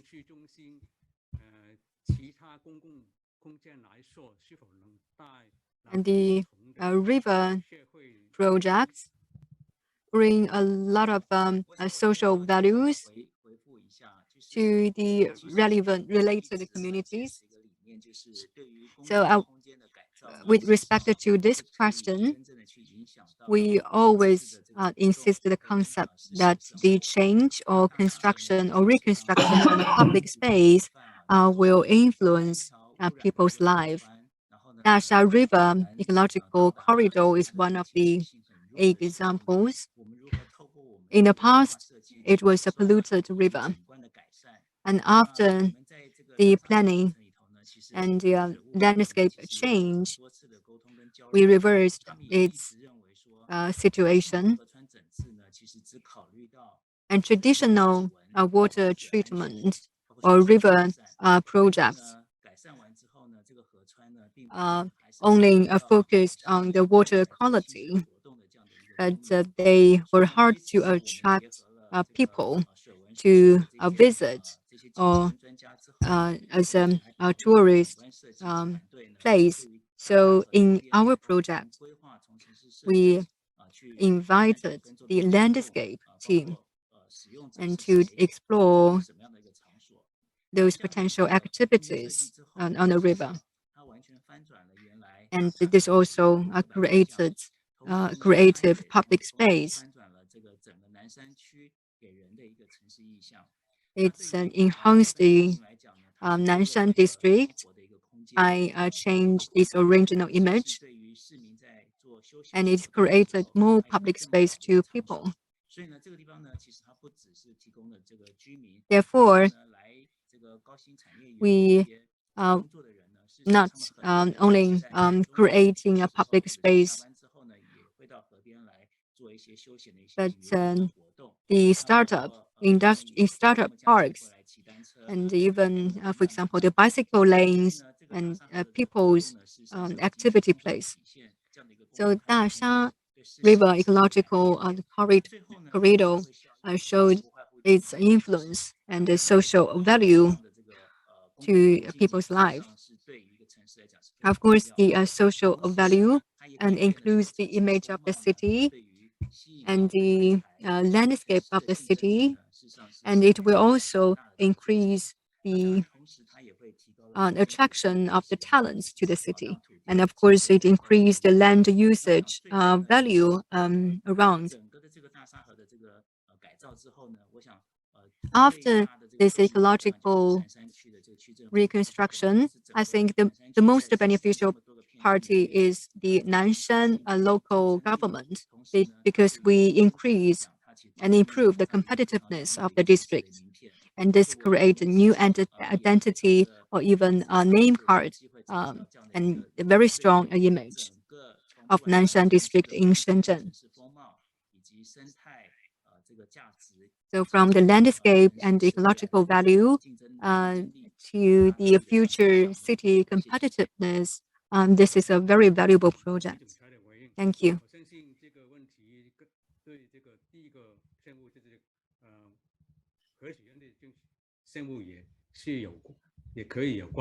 So I think the question is also related to Mr. He, and after the completion of the project many years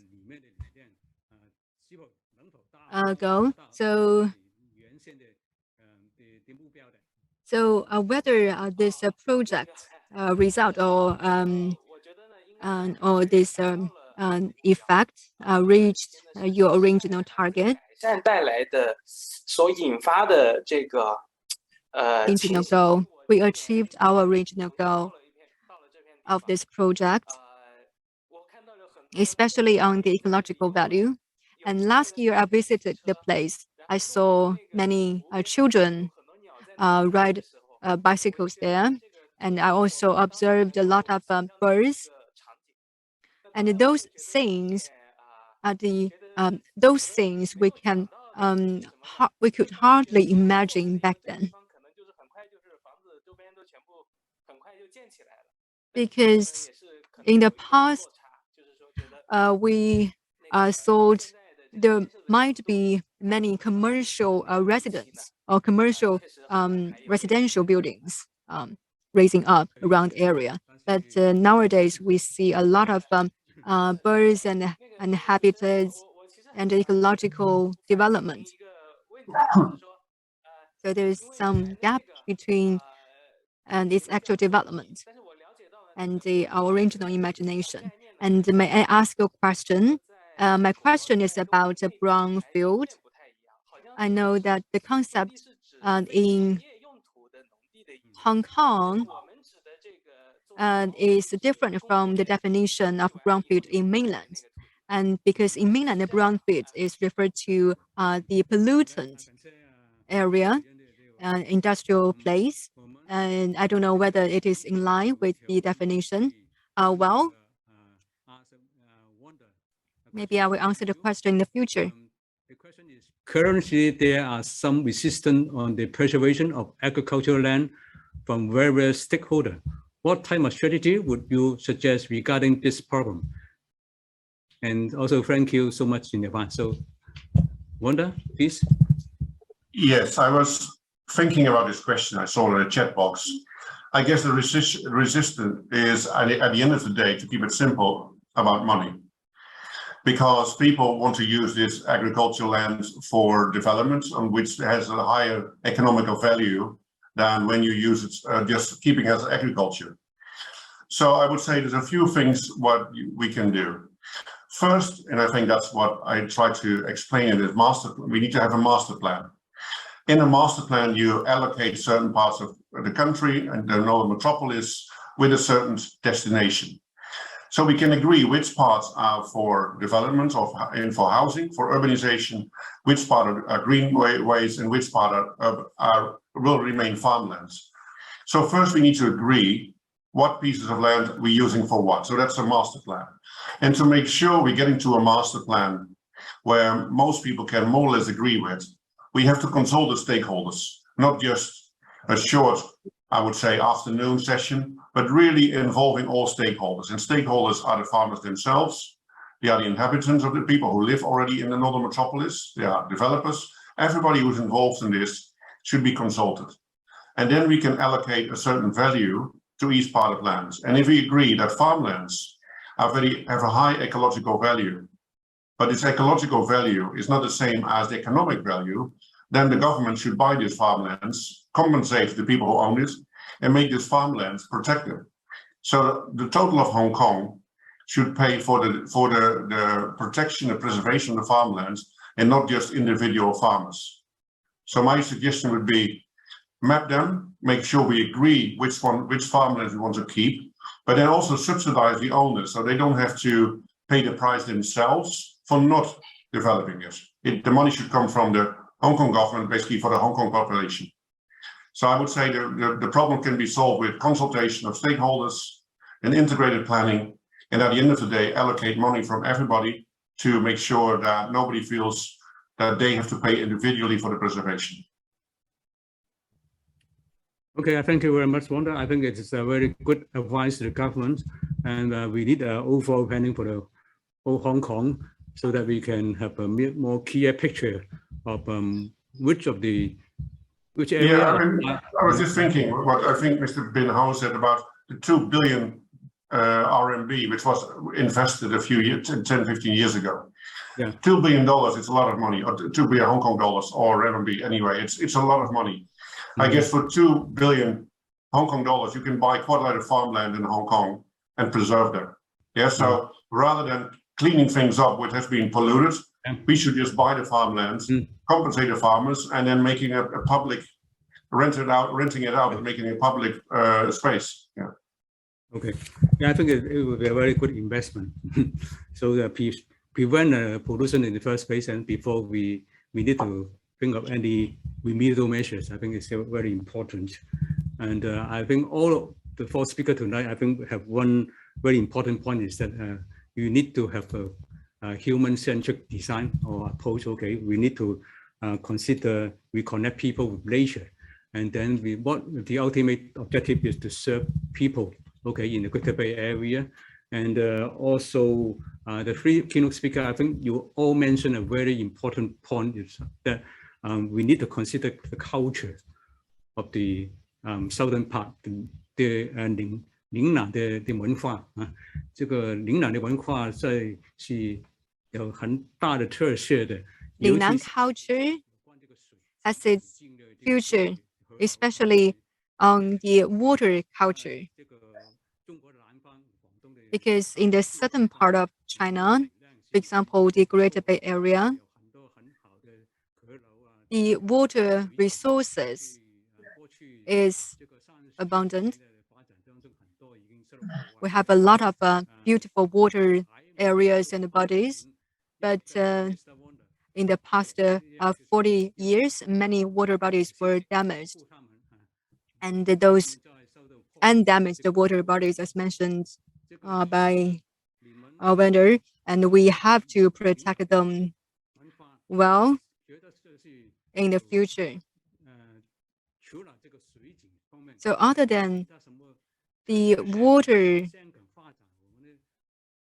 bodies or there's water resources, what kind of suggestions you can provide to the water resources development in Hong Kong's development, in Hong Kong northern metropolis development?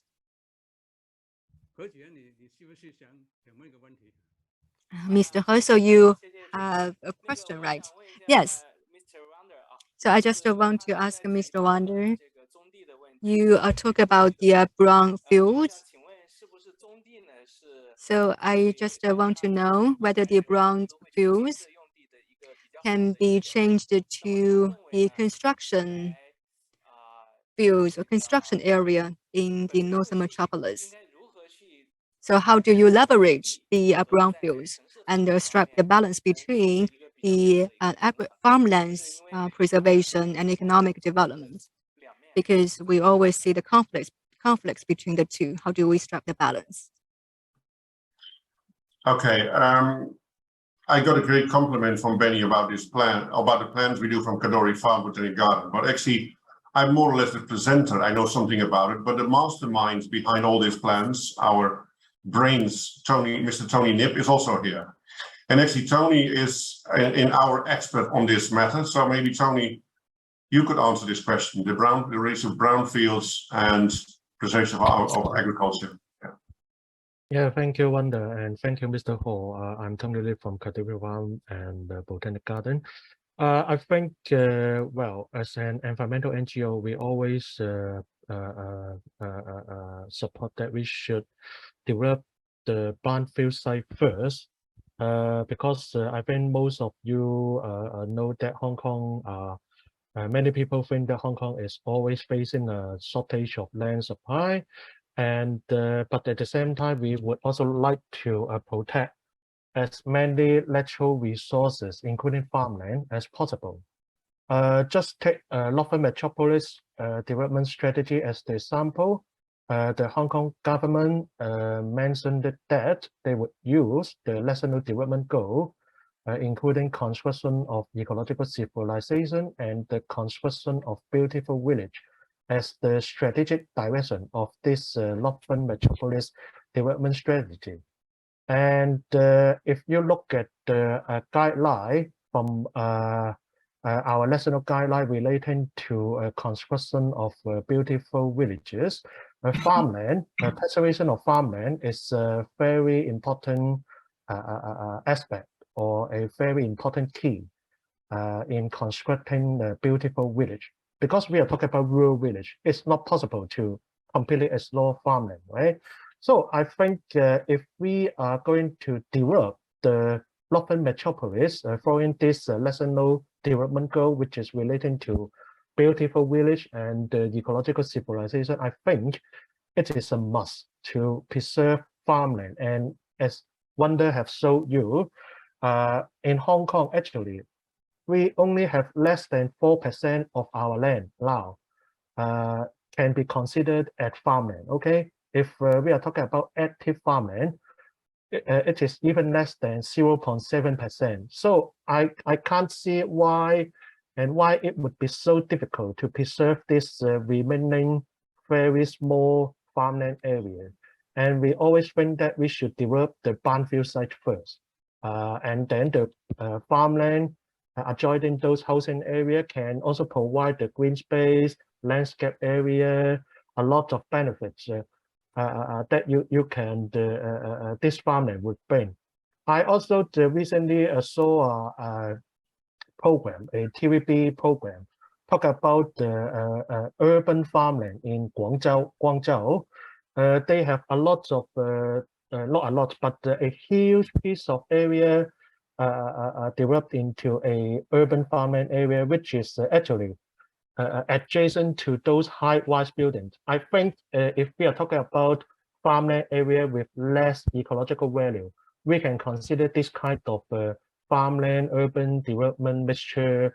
I think this is always good for the whole community. Yeah, I hope I can answer your question, Mr. Ho. 谢谢。谢谢。 Thank you very much for Tony's very good response and advice. 何主任，你还有没有问题？ 可以了。 Any further questions from Mr. He? It's okay. Thank you very much for the answer. It's almost the time.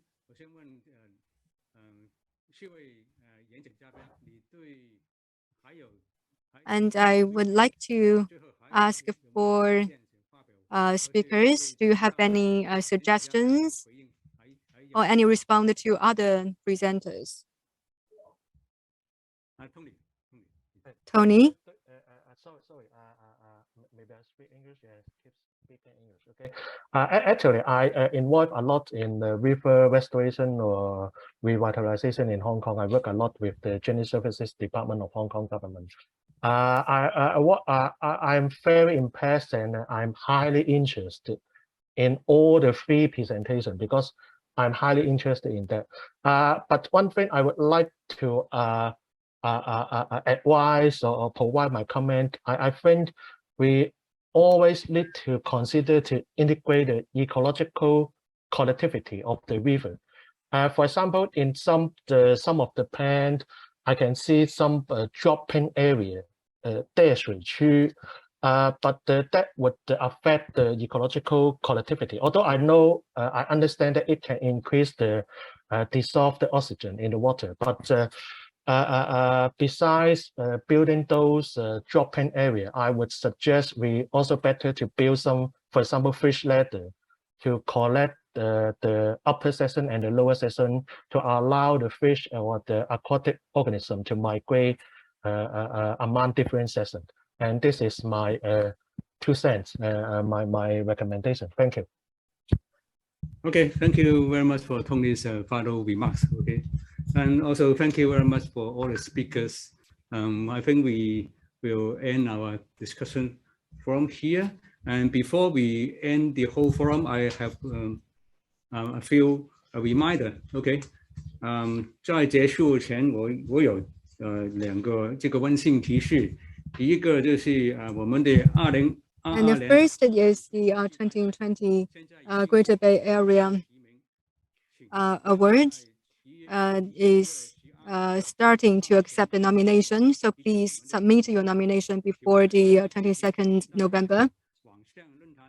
And the forum, the third forum of the GBA Urban Design Award webinar series will hold on the next Thursday. Last but not least, and I will express my thanks to all the speakers for their insights and the sharing. We learned a lot from their presentation and sharing, and we would like to thank all the participants online, and thank you for your joining.